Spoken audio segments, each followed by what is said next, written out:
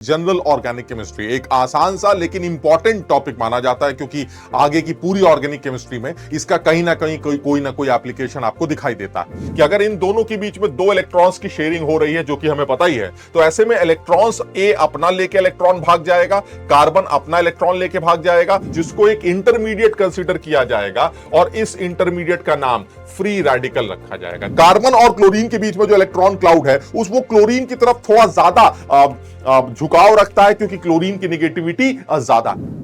Hello बच्चों, क्या हाल है सब लोगों के। माइंड मैप सीरीज में एक और ऑर्गेनिक का इंपॉर्टेंट चैप्टर लेकर हम लोग फिर आप लोगों के सामने आए हैं। That is general organic chemistry. एक आसान सा लेकिन इंपॉर्टेंट टॉपिक माना जाता है, क्योंकि आगे की पूरी ऑर्गेनिक केमिस्ट्री में इसका कहीं ना कहीं कोई ना कोई एप्लीकेशन आपको दिखाई देता है। तो मेरे हिसाब से जनरल ऑर्गेनिक केमिस्ट्री को इसके नाम से भी काफी कुछ जाहिर है कि ये जनरल ऑर्गेनिक केमिस्ट्री मतलब आप एक ऐसी ऑर्गेनिक केमिस्ट्री को डिस्कस कर रहे हैं जिसका आगे हर जगह पर एक निशान कहीं ना कहीं आपको दिखाई जरूर देगा। तो हम इस जनरल ऑर्गेनिक केमिस्ट्री के डिस्कशन में जो पॉइंट सबसे पहले उठाने वाले हैं, अगर उसके बारे में बात करें, तो जो मुझे लगता है जो इस ब्रीफ डिस्कशन में किया जा सकता है वो यही है कि हम सबसे पहले बॉन्ड क्लीवेजेस के बारे में बात कर लें कि किस किस तरह के बॉन्ड क्लीवेजेस ऑर्गेनिक केमिस्ट्री में देखने को मिलेंगे। That is homolytic and heterolytic bond cleavage. फिर हम इफेक्ट्स, कुछ इलेक्ट्रॉनिक इफेक्ट्स की बात करेंगे, जैसे इंडक्टिव इफेक्ट हो गया, रेजोनेंस इफेक्ट हो गया या हाइपर कॉन्जुगेशन इफेक्ट हो गया। उसके बाद कुछ हम रेजोनेटिंग स्ट्रक्चर्स को लिखने के रूल्स और उनकी स्टेबिलिटीज को कभी कभार जैसे कंपेयर कर सकते होंगे, कुछ वैसे कंपेयर करने की कोशिश करेंगे। हाइपर कॉन्जुगेशन इफेक्ट के बारे में बात करेंगे, प्लस उसके एप्लीकेशंस के बारे में भी बात की जाएगी। और उसके बाद कुछ स्पेशल इफेक्ट्स जो ऑर्गेनिक कंपाउंड्स के अंदर देखने को मिलते हैं, जो उनके मॉलिक्यूलर प्रॉपर्टीज को गवर्न करते हैं। That is steric inhibition of resonance और स्टेरिक इनहिबिशन ऑफ प्रोटोनेशन, या फिर बेंजोइक एसिड्स या कुछ सल्फोनिक एसिड्स के अंदर जो ऑर्थो इफेक्ट्स देखने को मिलते हैं, उसके बारे में कुछ डिस्कशन करेंगे। कंपाउंड्स के एरोमेटिक और नॉन एरोमेटिक या एंटी एरोमेटिक कैरेक्टर्स को कैसे डिसाइड किया जाएगा, कुछ इसके बारे में भी डिस्कशन करेंगे। तो जो मेन पोर्शन है, हालांकि ये बार बार पूरी ऑर्गेनिक केमिस्ट्री में कहीं ना कहीं दिखता रहेगा, तो बच्चों को अच्छी तरह से समझ में भी आ जाता है, बट फिर भी एटलीस्ट कुछ बेसिक टर्म्स जो ऑर्गेनिक केमिस्ट्री में यूज होते हैं, उनका डिस्कशन इस जनरल ऑर्गेनिक केमिस्ट्री के चैप्टर में पहले ही कर लिया जाता है। कहीं मान लीजिए आपने कार्बोक्सिलिक एसिड पढ़ना स्टार्ट किया और वहां पर एक टर्म आ गया कि भाई कार्बोक्सिलिक एसिड्स की जो एसिडिक स्ट्रेंथ होती है वो फिनॉल से ज्यादा होती है। अब carboxylic acid, acetic acid is more acidic then phenol, इसको एक्सप्लेन करना है, तो उसके लिए कुछ इफेक्ट हमें पहले से ही बोल दिया जाता है कि भाई ऐसा है, इस एसिटिक एसिड के अंदर एक ऐसा इफेक्ट है जिसको रेजोनेंस इफेक्ट कहा जाता है, जो कि इक्वि एनर्जी रेजोनेटिंग स्ट्रक्चर्स फॉर्म कर रहा है। और फिनॉल्स के अंदर भी रेजोनेंस इफेक्ट तो है, एच के निकलने के बाद बचा हुआ जो फिनॉक्साइड आयन है वो रेजोनेटिंग स्ट्रक्चर्स तो बनाएगा, बट वो इतने कंट्रीब्यूटिंग नहीं होंगे, वो इतने ज्यादा स्टेबलाइज नहीं करेंगे उस फिनॉल के फिनॉक्साइड आयन। मतलब मेरे कहने का मतलब है आगे तमाम बातें इस तरह की देखने को मिलती हैं जिनका लगातार एप्लीकेशन आपको इस organic chemistry, general organic chemistry का एप्लीकेशन आपको लगातार देखने को मिले। तो हम सबसे पहले स्टार्ट करते हैं, बॉन्ड क्लीवेज से रिलेट करते हैं चीजों को, और बहुत आसान सी सिंपल सा डिस्कशन है। होमोलिटिक और हेटेरोलिटिक बॉन्ड क्लीवेज के बारे में अगर बात करें, तो ऑर्गेनिक केमिस्ट्री में आप साफ समझते होंगे कि जनरली जो बॉन्ड क्लीवेज हैं वो कार्बन से लगे किसी एलिमेंट की होती हों। तो अगर मैं कार्बन से लगे किसी एक एलिमेंट को ये मान लेता हूं, तो उसके साथ जो ये बॉन्ड क्लीवेज है वो किस किस तरह से हो सकती है। तो एक क्लीवेज तो होमोलिटिक क्लीवेज है। होमोलिटिक के नाम से भी समझ में आता है ये एक ऐसा बॉन्ड क्लीवेज के बारे में बात कर रहे हैं जिसमें जो इलेक्ट्रॉनिक डिस्ट्रीब्यूशन है आफ्टर बॉन्ड क्लीवेज और बॉन्ड फिजन, आपको इलेक्ट्रॉनिक डिस्ट्रीब्यूशन बिल्कुल सिमिलर दिखाई देगा। यानी कहने का मतलब यह हुआ कि अगर इन दोनों के बीच में दो इलेक्ट्रॉन्स की शेयरिंग हो रही है, जो कि हमें पता ही है, तो ऐसे में इलेक्ट्रॉन्स ए अपना लेके इलेक्ट्रॉन भाग जाएगा, कार्बन अपना इलेक्ट्रॉन लेके भाग जाएगा, और ऐसे में जो नया सिचुएशन आपके सामने बनेगी वो ये बनेगी कि कार्बन अपना एक इलेक्ट्रॉन लेकर अलग हो जाएगा, जिसको एक इंटरमीडिएट कंसीडर किया जाएगा, और इस इंटरमीडिएट का नाम फ्री रेडिकल रखा जाएगा। This is free radical. यानी एक चीज तो क्लियर है, ऑर्गेनिक केमिस्ट्री में जब कभी भी होमोलिटिक क्लीवेज होगा तो एक इंटरमीडिएट बनेगा जिसको आप फ्री रेडिकल बोलेंगे। दूसरी बात, यह भी पॉसिबल था कि कार्बन और ए के साथ जो बॉन्ड बन रहा है, उन दोनों में जो दो इलेक्ट्रॉन्स की शेयरिंग है, वो दोनों इलेक्ट्रॉन को एक आदमी ले ले, ये बिल्कुल पॉसिबल है। That depends on the electronegativity difference. यानी अगर इन दोनों की इलेक्ट्रोनेगेटिविटीज में डिफरेंस बढ़ा, तो ऐसे में हो सकता है ये दोनों इलेक्ट्रॉन कोई एक आदमी ले ले। अब अगर ये दोनों इलेक्ट्रॉन को एक आदमी लेता है तो दो पॉसिबिलिटी बनती है। एक पॉसिबिलिटी ये बनती है कि अगर ये दोनों इलेक्ट्रॉन ए ले लेगा, तो ऐसे सूरत में कार्बन तो यही कहेगा कि मेरा लेकर भी तुम चले गए तो मेरे ऊपर तो पॉजिटिव चार्ज आ जाएगा, और ए क्योंकि कार्बन का भी इलेक्ट्रॉन लेके भाग गया, इसलिए ए के ऊपर नेगेटिव चार्ज आ जाएगा और ऐसी सूरत में जो इंटरमीडिएट बनेगा उसको आप कार्बोकैटायन का नाम देंगे। This is carbocation. कुछ जगहों पर इसको कार्बोनियम आयन भी कह दिया जाता है। This is carbonium ion.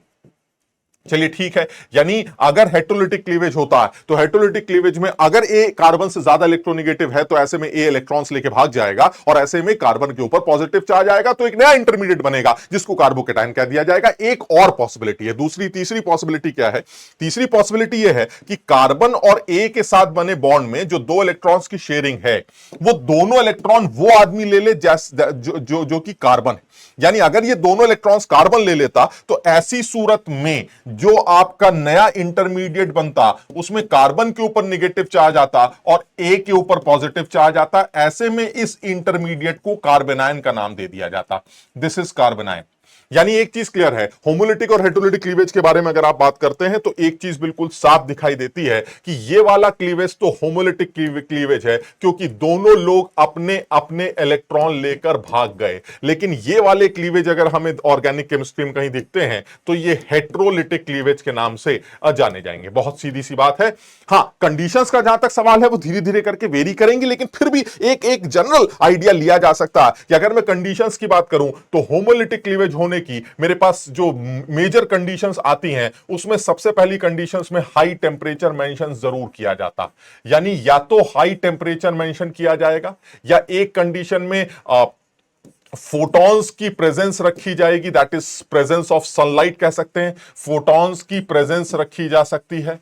एक सूरत ऐसी भी हो सकती है जिसमें वो ये कहें कि हमारे पास एक नॉन पोलर सॉल्वेंट है, पॉसिबिलिटी तो इसकी भी लगती है। यानी अगर सॉल्वेंट नॉन पोलर है तो भी होमोलिटिक क्लीवेज की संभावनाएं लगती हैं। और चौथी कंडीशन है, अगर रैडिकल इनिशिएटर्स की प्रेजेंस हो तो भी आपको होमोलिटिक क्लीवेज दिखेगा, क्योंकि रैडिकल इनिशिएटर्स अगर डाले जाएंगे तो आपको रैडिकल बनने की संभावनाएं बढ़ा दी जाएंगी। यानी रैडिकल इनिशिएटर्स भी हमें सवाल में मिल सकते हैं। रैडिकल इनिशिएटर्स भी आपको सवाल में दिए जा सकते हैं। और रैडिकल इनिशिएटर्स में जो सबसे कॉमन एग्जांपल है वो हम जानते हैं, दैट इज पेरोक्साइड्स। यानी पेरोक्साइड्स की प्रेजेंस भी अगर हुई तो ऐसे में भी आपको होमोलिटिक क्लीवेज देखने को मिल सकता। अच्छा, नॉन पोलर सिचुएशन है तो ठीक है, लेकिन अगर आप हेटेरोलिटिक क्लीवेज की बात करते हैं तो कौन सी कंडीशंस देखने को मिल सकती हैं? तो हेटेरोलिटिक क्लीवेज के लिए तो सिर्फ यही कहते हैं कि इलेक्ट्रोनेगेटिविटी डिफरेंस बहुत बड़ा रोल प्ले करता है, इसमें कोई शक नहीं है। और दूसरी कंडीशन है कि अगर आप लो टेम्परेचर रख रहे हैं तो भी चांसेस हैं हेटेरोलिटिक क्लीवेज होने की। और तीसरी, अगर आप पोलर सॉल्वेंट की बात करते हैं तो भी चांसेस बनते हैं हेटेरोलिटिक क्लीवेज होने की। यानी कहने का मतलब यह हुआ कि अगर मैं नॉर्मल सिचुएशन की बात करूं तो होमोलिटिक क्लीवेज और हेटेरोलिटिक क्लीवेज में एक चीज तो बिल्कुल साफ दिखाई देती है, होमोलिटिक क्लीवेज में इलेक्ट्रॉनिक डिस्ट्रीब्यूशन सिमिलर होगा और हेटेरोलिटिक क्लीवेज में इलेक्ट्रॉनिक डिस्ट्रीब्यूशन हेटेरोलिटिकली होगा। दैट मींस दोनों इलेक्ट्रॉन या तो एक आदमी ले लेगा या दूसरा आदमी ले लेगा। ऐसे में नए नए इंटरमीडिएट्स बनेंगे, एक केस में फ्री रेडिकल और एक केस में कार्बोकैटायंस या कार्बोनाइंस। अब अगर मैं और आगे बढ़ता हूं तो मुझे जो समझ में आता है वो यही आता है कि भाई इस तरह से इंटरमीडिएट्स की स्टेबिलिटीज को कंपेयर करना या फिर मॉलिक्यूलर प्रॉपर्टीज को गवर्न करने के लिए कुछ मॉलिक्यूल्स के अंदर कुछ परमानेंट इफेक्ट्स हैं जो लग रहे होते हैं, मुझे सिर्फ ऑब्जर्व करना पड़ता है। उन परमानेंट इफेक्ट्स की अगर बात करें तो उनमें जो सबसे पहला इफेक्ट आता है वो है इंडक्टिव इफेक्ट। नाम से एकदम साफ समझ में आता है, सिग्मा इलेक्ट्रॉनिक डिस्ट्रीब्यूशन है। उन सिग्मा इलेक्ट्रॉन्स के मूवमेंट को आप देखेंगे, ऑब्जर्व करेंगे ड्यू टू इलेक्ट्रोनेगेटिविटी डिफरेंस। यानी कहने का मतलब यह हुआ कि अगर मैं सीधी सीधी बात करूं, एक ऐसा इफेक्ट जो मुझे नहीं पता लग रहा है कि नहीं, लेकिन मुझे यह तो पता है कि इस मॉलिक्यूल में यह इफेक्ट चल रहा है, मुझे खुद ही इसको ऑब्जर्व करना पड़ेगा। यानी कहने का मतलब यह हुआ कि कार्बन और क्लोरीन में क्लोरीन की नेगेटिविटी कार्बन से काफी अच्छी मानी जाती है। ऐसे में यह तो क्लियर है कि कार्बन और क्लोरीन के शेयर्ड इलेक्ट्रॉन्स यानी ये जो सिग्मा इलेक्ट्रॉन्स हैं, ये सिग्मा इलेक्ट्रॉन्स क्लोरीन की तरफ शिफ्ट होंगे, जिसकी वजह से क्लोरीन पर डेल नेगेटिव चार्ज आएगा और इस कार्बन पर डेल पॉजिटिव चार्ज आएगा। बिल्कुल सही लगता है, बिल्कुल सही लगता है, क्योंकि क्लोरीन अपने इलेक्ट्रॉन्स और साथ ही साथ कार्बन के शेयर्ड इलेक्ट्रॉन्स को अट्रैक्ट करने की कोशिश करेगा। लेकिन ये this is only electronic movement, this is only sigma electrons का मूवमेंट। ये ऐसा नहीं है कि इलेक्ट्रॉन वहां चले गए, सिर्फ इलेक्ट्रॉन क्लाउड की शिफ्टिंग हो रही है सिर्फ इलेक्ट्रोनेगेटिविटी डिफरेंस की वजह से। कार्बन और क्लोरीन के बीच में जो इलेक्ट्रॉन क्लाउड है वो क्लोरीन की तरफ थोड़ा ज्यादा झुकाव रखता है क्योंकि क्लोरीन की नेगेटिविटी ज्यादा। इसका यह मतलब नहीं है कि इलेक्ट्रॉनिक मूवमेंट क्लोरीन की तरफ हुआ और क्लोरीन दोनों इलेक्ट्रॉन लेके भाग गया। ऐसे में तो बॉन्ड टूट जाएगा, बॉन्ड बना हुआ है, सिर्फ इलेक्ट्रॉनिक क्लाउड का मूवमेंट उस तरफ दिखाई दे रहा है, इलेक्ट्रॉनिक डेंसिटी उस तरफ मूव कर रही है due to negativity difference. Clear है? तो ऐसे में क्लोरीन पर नेगेटिव चार्ज आ गया, कार्बन पर पॉजिटिव चार्ज आ गया। ऐसा अगर हुआ तो साफ समझ में आता है ये वाले जो शेयर्ड इलेक्ट्रॉन्स हैं ये इस कार्बन से अट्रैक्ट होंगे, और अगर ये इस कार्बन से अट्रैक्ट होंगे तो इनका मूवमेंट भी इस कार्बन की तरफ होगा, जिसकी वजह से इस कार्बन पर भी डेल पॉजिटिव चार्ज आएगा। और सिमिलरली इस कार्बन के जो कार्बन के शेयर्ड इलेक्ट्रॉन्स हैं वो इस डेल प्लस की वजह से इस कार्बन पर अट्रैक्ट होंगे, जिसकी वजह से इसके ऊपर भी डेल पॉजिटिव चार्ज आएगा। यानी अगर कोई ये कहे कि इस कार्बन पर पॉजिटिव चार्ज किसकी वजह से आया, तो इनडायरेक्टली एक positive charge, partial positive charge इस क्लोरीन की वजह से ही आया। यानी क्लोरीन सामने वाले कार्बन पर एक इफेक्ट इंड्यूस कर रहा है, सामने वाले कार्बन के ऊपर एक डेल पॉजिटिव चार्ज की फीलिंग क्रिएट कर रहा है। यह इस क्लोरीन का इन कार्बन पर लगने वाला इंड्यूस्ड इफेक्ट है, जिसको इंडक्टिव इफेक्ट कहा जाता है। आप उल्टा भी बोल सकते हैं, ये सारे कार्बन मिलकर क्लोरीन के ऊपर भी एक पार्शियल नेगेटिव चार्ज क्रिएट कर रहे हैं। दैट मींस इन लोगों का असर भी क्लोरीन के ऊपर एक इंड्यूस्ड है। यानी कहने का मतलब यह हुआ, ये एक इलेक्ट्रोनेगेटिविटी डिफरेंस की वजह से वो इफेक्ट यहां पर काम कर रहा है, जो कि इलेक्ट्रॉनिक मूवमेंट्स, जो इलेक्ट्रॉन क्लाउड की सिर्फ शिफ्टिंग को रिप्रेजेंट कर रहा है, सिग्मा इलेक्ट्रॉन्स की सिर्फ शिफ्टिंग को रिप्रेजेंट कर रहा है, और ये सिर्फ इलेक्ट्रोनेगेटिविटी डिफरेंस की वजह से ही आपको देखने को मिल रहा है। यानी कहने का मतलब ये हुआ, अगर ध्यान से देखा जाए तो ये सारे कार्बन मिलकर क्लोरीन की तरफ एक इलेक्ट्रॉन्स डोनेट कर रहे हैं, या क्लोरीन की तरफ इलेक्ट्रॉन क्लाउड को शिफ्ट कर रहे हैं ड्यू टू नेगेटिविटी डिफरेंस। तो यानी एक चीज क्लियर है, क्लोरीन ये जो हरकत कर रहा है, सामने वाले शेयर्ड इलेक्ट्रॉन्स को जो अट्रैक्ट करने की कोशिश कर रहा है, ये क्लोरीन का माइनस आई इफेक्ट बोला जाएगा, और सामने वाले कार्बन जो क्लोरीन की तरफ इलेक्ट्रॉन फूंक रहे हैं, इसे प्लस आई इफेक्ट कहा जाएगा। यानी इलेक्ट्रॉन का फूंकना इस प्लस आई इफेक्ट, और इलेक्ट्रॉन को चूसना या खींचना that is minus I effect. Clear है? यानी इलेक्ट्रॉनिक, और ये मैं नहीं कह रहा हूं कि ये ऐसा हो रहा है, मॉलिक्यूल तो बड़ा सीधा था कि प्रोपाइल क्लोराइड दे रखा है, आपको अपने आप समझना क्या हो रहा है। हमें पता है कि ये इफेक्ट लग रहा है, मुझे सिर्फ ऑब्जर्व करना है और मॉलिक्यूलर प्रॉपर्टीज को जज करना है। यानी कहने का मतलब यह हुआ, मैं इस बात से बिल्कुल इत्तेफाक रखता हूं कि क्लोरीन ने मेरे कहने से कार्बन को अट्रैक्ट नहीं किया। क्लोरीन ऑलरेडी ज्यादा इलेक्ट्रोनेगेटिव एलिमेंट है, तो वो कार्बन से लगे शेल इलेक्ट्रॉन्स को अट्रैक्ट करेगा ही करेगा। यानी मुझे सिर्फ ये ऑब्जर्व करना था कि यहां पर ये इफेक्ट काम कर रहा है। जहां तक सीरीज का सवाल है, मुझे यह ध्यान रखना पड़ेगा, ऐसे ग्रुप्स जो प्लस आई इफेक्ट शो करते हैं और ऐसे ग्रुप्स जो इलेक्ट्रॉन चूसने का काम करते हैं, that is minus I effect show करते हैं, उनकी सीरीज मैंने बनाई हुई है, हमें यह सीरीज याद रखनी पड़ती। यानी NR3 प्लस या NF3 प्लस बड़े strong minus I effect show करने वाले लोग होते हैं। जैसे जैसे आप आगे बढ़ते जाएंगे आपको दिखाई देगा, ये जो ग्रुप बनाए गए हैं they are minus I effects, और ये जो ग्रुप बनाए गए हैं ये प्लस आई इफेक्ट्स। क्लियर है? इन माइनस आई इफेक्ट और इन प्लस आई इफेक्ट की वजह से मॉलिक्यूलर प्रॉपर्टीज पर बड़ा असर पड़ सकता है, जैसे acidic nature, basic nature, carbocations की स्टेबिलिटी, कार्बोनाइंस की स्टेबिलिटी, रेडिकल्स की स्टेबिलिटी, इन सब पर इफेक्ट देखने को मिल सकता है। यानी अगर मैं इंडक्टिव इफेक्ट्स की बात करूं तो इंडक्टिव इफेक्ट मॉलिक्यूलर प्रॉपर्टीज को या इंटरमीडिएट्स की स्टेबिलिटीज को कैसे गवर्न करते हैं, वो कुछ इस तरह से है। एसिडिक नेचर, अगर माइनस आई इफेक्ट कोई ग्रुप लगा रहा है तो वो मॉलिक्यूल के एसिडिक नेचर को इंक्रीज करेगा, और अगर कोई प्लस आई इफेक्ट लगाने वाला ग्रुप लगा हुआ है तो ऐसे में मॉलिक्यूल्स की या उस एसिड के एसिडिक नेचर को वो डिक्रीज करेगा। मैं भी एग्जांपल ले लेता हूं। सिमिलरली अगर आप बेसिक नेचर की बात करें तो जस्ट रिवर्स होगा, मॉलिक्यूल्स के बेसिक नेचर अच्छे होंगे अगर उनमें कोई ऐसा ग्रुप लगा है जो इलेक्ट्रॉन फूंकने का काम करता है, क्योंकि जो इलेक्ट्रॉन फूंकेगा वो उस बेसिक नेचर को, उस मॉलिक्यूल के बेसिक नेचर को इंक्रीज करेगा, क्योंकि वो मॉलिक्यूल आसानी से इलेक्ट्रॉन पेयर H+ को डोनेट कर सकता है। यानी वो मॉलिक्यूल आसानी से H+ को अपने पास बुला सकता है, यानी बेसिक नेचर बढ़ जाएगा अगर आपने प्लस आई इफेक्ट लगाया। सिमिलरली अगर आपने माइनस आई इफेक्ट लगाया तो आपका बेसिक नेचर डिक्रीज कर जाएगा। कार्बोकेटाइंस की स्टेबिलिटी का सवाल है, प्लस आई इफेक्ट कार्बोकेटाइंस की स्टेबिलिटी को बढ़ाएंगे और माइनस आई इफेक्ट कार्बोकेटाइंस की स्टेबिलिटी को घटाएंगे। कार्बोनाइंस के लिए ये काम उल्टा होगा, फ्री रेडिकल्स को जस्ट लाइक कार्बोकेटाइंस ही कंसीडर किया जाए तो हालांकि इंडक्टिव इफेक्ट फ्री रेडिकल्स की स्टेबिलिटी में कोई बहुत बड़ा रोल प्ले नहीं करता है, लेकिन फिर भी अगर मैं हर तरफ से फंस गया तो ऐसे में फिर इंडक्टिव इफेक्ट से मुझे आंसर रेडिकल्स की स्टेबिलिटी में देना पड़ता है, और प्लस आई इफेक्ट जो होगा वो कार्बोकेटाइंस की स्टेबिलिटी को भी बढ़ाता है और उसी तरह से फ्री रेडिकल्स की स्टेबिलिटी को भी इंक्रीज करने की कोशिश करता है। तो इसका मतलब ये हुआ, ये मॉलिक्यूलर प्रॉपर्टीज या इंटरमीडिएट्स की प्रॉपर्टीज को इंडक्टिव इफेक्ट रोल प्ले करता।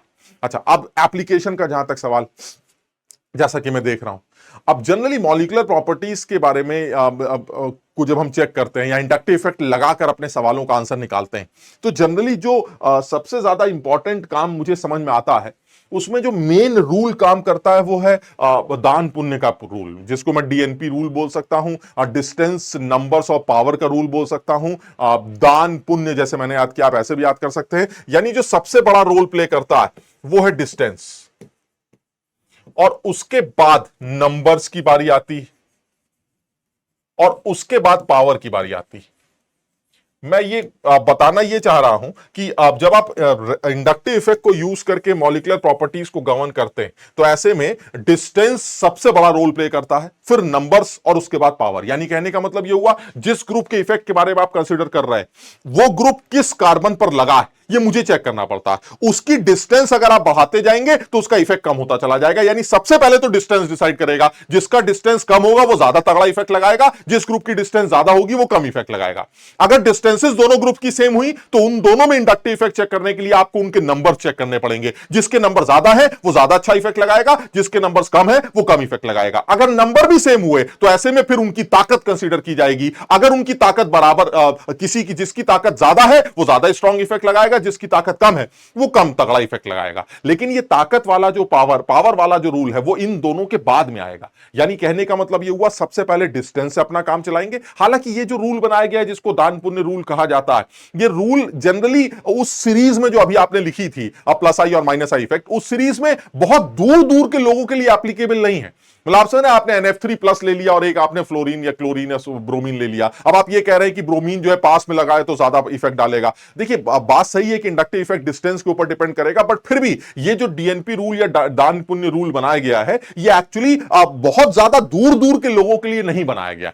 आप समझ रहे मेरी बात को। लेकिन फिर भी कहा यही जाता है कि distance then number and then power. जैसे एग्जांपल ले लेते हैं, मान लीजिए इस एग्जांपल की बात करते हैं। इस एग्जांपल में साफ समझ में आता है, आप एसिडिक नेचर की बात कर रहे हैं, सारी दुनिया जानती है। एसिडिक नेचर की अगर बात की जाए तो एसिडिक नेचर में ये हमारा आदमी है जो एसिडिक नेचर शो करेगा, क्योंकि यही COH ग्रुप है जिसको आप एसिडिक ग्रुप मानते हैं। चलिए ठीक है। अब अगर हमें डिसाइड करना है कि इनमें सबसे अच्छा एसिड कौन सा है तो ये कैसे डिसाइड किया जाएगा? साफ समझ में आता है sir, fluorine minus I effect लगाने वाला आदमी है और बहुत कम डिस्टेंस पे लगा है। यहां पर भी फ्लोरीन है, यहां पर भी फ्लोरीन है और यहां पर भी फ्लोरीन है। यानी हर जगह पावर सेम, लेकिन पावर को मैं पहले चेक नहीं करूंगा। मैं सबसे पहले क्या डिसाइड करूंगा? सबसे पहले डिसाइड करूंगा डिस्टेंस। तो जहां पर इस ग्रुप की डिस्टेंस सबसे कम है वो सबसे तगड़ा इफेक्ट लगाने जा रहा है। यानी साफ समझ में आता है इन सब में सबसे पास में लगा आदमी हमारा ये वाला है COH ग्रुप के, इसलिए सबसे अच्छा एसिड किसको माना जाना चाहिए? ए वाले को। उसके बाद हमारा साफ समझ में आता है कि फ्लोरीन की डिस्टेंस थोड़ी सी बी में बढ़ गई तो बी का नंबर आना चाहिए, थोड़ी और बढ़ गई तो सी का नंबर आना चाहिए। और फ्लोरीन की डिस्टेंस इस COH ग्रुप से सबसे ज्यादा दूर है और जितनी ज्यादा ये दूरी होगी उतना ही कम इफेक्ट शो करेगा। यानी सबसे फर्जी आदमी हमारा डी होगा। इनफैक्ट कहा जाता है 3 कार्बन के बाद तो ग्रुप लगाओ न लगाओ फर्क ही नहीं पड़ता। यानी इंडक्टिव इफेक्ट डिस्टेंस के ऊपर डिपेंड करेगा। जितना ज्यादा डिस्टेंस बढ़ता जाएगा उसका असर उतना ही कम होता चला जाए। यानी कि आप सबसे पहले नंबर्स को देखिए, सबसे पहले आप डिस्टेंस को देखिए, फिर नंबर्स को देखिए और उसके बाद आप पावर को ऑब्जर्व करिए। जैसे एक एग्जांपल के तौर पर अगर मैं बात करूं तो यह भी कहा जा सकता है कि अगर इस कार्बन से क्लोरीन भी लगा है, क्लोरीन भी लगा है, क्लोरीन भी लगा है और साथ में मान लीजिए यहां पर कुछ भी ले लेते हैं COH लगा, इसी तरह से इस कार्बन के साथ यहां पर फ्लोरीन लगा है, यहां पर H लगा है, यहां पर भी एक, और ये आपका लगा है COH। अब ऐसे में जनरली अगर मैं पावर को कंसीडर करता तो साफ समझ में आता है फ्लोरीन का माइनस आई इफेक्ट क्लोरीन से तगड़ा है। तो अगर जो बच्चा सिर्फ पावर को कंसीडर करेगा वो पहले वाले को दूसरे वाले से अच्छा एसिड मान लेगा। यानी कहने का मतलब ये हुआ अगर ये P है और ये Q है तो वो दूसरे वाले का एसिडिक नेचर बेटर मान लेगा अगर मैं सिर्फ पावर को कंसीडर करूं, बिकॉज फ्लोरीन की माइनस आई ताकत वो क्लोरीन के माइनस आई ताकत से ज्यादा है। लेकिन डिसाइडिंग फैक्टर क्या है सर? पावर तो बाद में आएगा, सबसे पहले डिस्टेंस डिसाइड की जाएगी। और जहां तक डिस्टेंस का सवाल है सर, डिस्टेंस तो कॉमन है। यानी जिस कार्बन पर ये सारे ग्रुप्स लगे हैं उनकी COH से डिस्टेंस और जिस कार्बन पर ये सारे ग्रुप्स लगे हैं उनकी COH से डिस्टेंस तो कॉमन है। फिर कौन डिसाइड करेगा? फिर नंबर का नंबर आएगा सर। आप पावर की बात बाद में करिएगा और नंबर इस बार जीत जाएगा। यहां क्लोरीन के 3 नंबर लगे हुए हैं और वहां पर भले ही फ्लोरीन क्यों ना लगा हो लेकिन उसका एक ही नंबर है। इनफैक्ट अगर उसके 2 भी होते तो भी क्लोरीन जीतता। यानी ऐसे में जो सही आंसर होना चाहिए वो P का एसिडिक नेचर वो Q से बेटर होना चाहिए। यानी कहने का मतलब ये हुआ बिकॉज ऑफ दैट नंबर ये यहां पर भी वही रूल लग रहा है, एक ही रूल काम करेगा, दैट इज वही हमारा दान पुण्य rule, that is D is greater than N is greater than P. इस रूल के तहत आप आसानी से ये निकाल सकते हैं कि एसिडिक नेचर किसका ज्यादा। यानी मैं सिर्फ ये बताना चाह रहा हूं, इंडक्टिव इफेक्ट कोई बहुत स्ट्रॉन्ग इफेक्ट नहीं है, ये इलेक्ट्रॉन्स के कंप्लीट ट्रांसफर को रिप्रेजेंट नहीं करता, सिर्फ इलेक्ट्रॉन डेंसिटी के मूवमेंट को रिप्रेजेंट करता है। और ऐसे में आप कुछ इफेक्ट्स कुछ जगहों पर आप मॉलिक्यूलर प्रॉपर्टीज को इंडक्टिव इफेक्ट से गवर्न कर सकते हैं, लेकिन अगर इससे ज्यादा स्ट्रॉन्ग इफेक्ट्स लग रहे होते तो आपको उन्हीं को कंसीडर करना पड़ता। बहरहाल अगर और बात करूं तो साफ दिखाई देता है, जैसे ये वाला के एग्जांपल ले सकते हैं। आप देखें, इस कार्बन से सेम डिस्टेंस पर आपका फ्लोरीन है, इस कार्बन से सेम डिस्टेंस पर आपका ब्रोमीन लगा है, इस कार्बन से सेम डिस्टेंस पर आपको क्लोरीन लगा है, और इससे सेम डिस्टेंस पर आयोडीन लगा है। अगर आप एसिडिक स्ट्रेंथ की बात करें तो मुझे लगता है इस बार डिस्टेंस की वैल्यू सिमिलर है, नंबर्स की वैल्यू सिमिलर है, so the deciding factor will be power, और पावर इन सब में सबसे अच्छी फ्लोरीन की है, तो सबसे अच्छा एसिडिक नेचर हमें फ्लोरीन का मिलना चाहिए। यानी कहने का मतलब ये हुआ, डिस्टेंस, उसके बाद नंबर, और उसके बाद पावर हमें कंसीडर करनी चाहिए। और आगे बात कर लीजिए, बेसिक नेचर की बात करते हैं। बेसिक नेचर का जो रूल बनाया गया है, एक जनरल रूल बनाया गया है। पहला जो रूल बनाया गया है वो ये है कि आप जनरली ऑर्गेनिक कंपाउंड्स में अगर आप बेसिक नेचर की बात करें तो नाइट्रोजनस कंपाउंड्स ही हमारे बेसिक नेचर शो करने वाले लोग होंगे, अगर मैं ऑर्गेनिक कंपाउंड्स की बात करूं तो। ऐसे में अगर आपको रूल पता करना हो बेसिक नेचर का, तो सबसे पहले आप अवेलेबिलिटी ऑफ इलेक्ट्रॉन्स चेक करनी पड़ती है, अवेलेबिलिटी ऑफ इलेक्ट्रॉन्स को देखना पड़ता जो डोनेट किए जा रहे हैं। और दूसरा जो क्राइटेरिया बनाया गया है, उन इलेक्ट्रॉन्स को डोनेट करने की टेंडेंसी क्या है, डोनेट टेंडेंसी क्या है। अगर आपके डोनेशन की टेंडेंसी मुझे पता चल जाए तो भी मैं आपके बेसिक नेचर को कंपेयर कर सकता हूं। So that is donation tendency. यानी मेजरली ये दो इफेक्ट्स, दो फैक्टर्स हैं जो किसी भी ऑर्गेनिक कंपाउंड के बेसिक नेचर को गवर्न करते हैं। हालांकि एक और फैक्टर है जिसमें ये दोनों अच्छे होने के बावजूद भी वो आदमी बेसिक नेचर शो नहीं कर रहा है। क्यों? क्योंकि शायद जिस आदमी को आप इलेक्ट्रॉन देने जा रहे हैं, किसको आप इलेक्ट्रॉन देने जा रहे हैं, बाहर खड़े हुए H प्लस को आप बुलाना चाहते हैं। यानी ये तीनों लोग बाहर खड़े हुए H प्लस को बुलाएगा, तो जो आदमी जितनी आसानी से H प्लस को बुलाएगा वो उतना अच्छा बेस माना जाएगा। अब ऐसे में मान लीजिए मैं अच्छा आदमी हूं, बुलाना भी चाहता हूं, मैं डोनेट भी करना चाहता हूं इलेक्ट्रॉन पेयर H प्लस को, उसके बावजूद भी अगर H प्लस ने ये बोल दिया मैं नहीं आता, तो भी आपका बेसिक नेचर गिर सकता है। But that was a unique case जिसको आप स्टेरिक इनहिबिशन ऑफ प्रोटोनेशन के नाम से जानते हैं। यानी मेजरली ये दो फैक्टर्स हैं जो डिसाइड करते हैं कि बेसिक नेचर आपका अच्छा है या खराब। तीसरा जो यूनिक केस है जिसमें H प्लस कह रहा है भाई तुम अच्छे हो, ऐसी की तैसी तुम्हारी, मैं आऊंगा ही नहीं तुम्हारे पास, तो ऐसे में आपका बेसिक नेचर भी खराब माना जाएगा। But that will be an unique case जिसको बाद में डिस्कस करते हैं।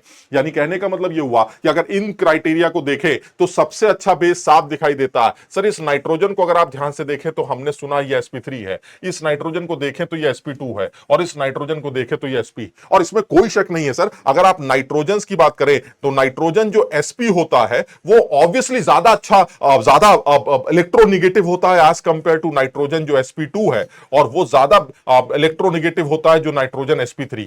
यानी सिमिलर एलिमेंट भी निगेटिविटी डिफरेंस शो कर सकते हैं बिकॉज ऑफ एस कैरेक्टर। यानी एक चीज तो क्लियर है, एस कैरेक्टर अगर आपका बढ़ेगा तो आपकी इलेक्ट्रोनिगेटिविटी भी इंक्रीज करनी चाहिए, जिसकी वजह से मॉलिक्यूलर प्रॉपर्टीज पर असर पड़ेगा। सिमिलरली अगर मैं कार्बन की भी बात करूं तो कार्बन का एस कैरेक्टर बढ़ने से उसकी इलेक्ट्रोनिगेटिविटी इंक्रीज करनी चाहिए, यानी कार्बन भी सबसे ज्यादा इलेक्ट्रोनिगेटिव होगा अगर वो sp फॉर्म में। हाँ, इनको भी आपस में कंपेयर कर सकते हैं। हालांकि देखा जाए तो नाइट्रोजन की इलेक्ट्रोनिगेटिविटी कार्बन से ज्यादा होती, बट फिर भी अगर देखा जाए तो कार्बन का जो sp कैरेक्टर है वो एटलीस्ट नाइट्रोजन के sp3 से ज्यादा अच्छा बेसिक नेचर रखता।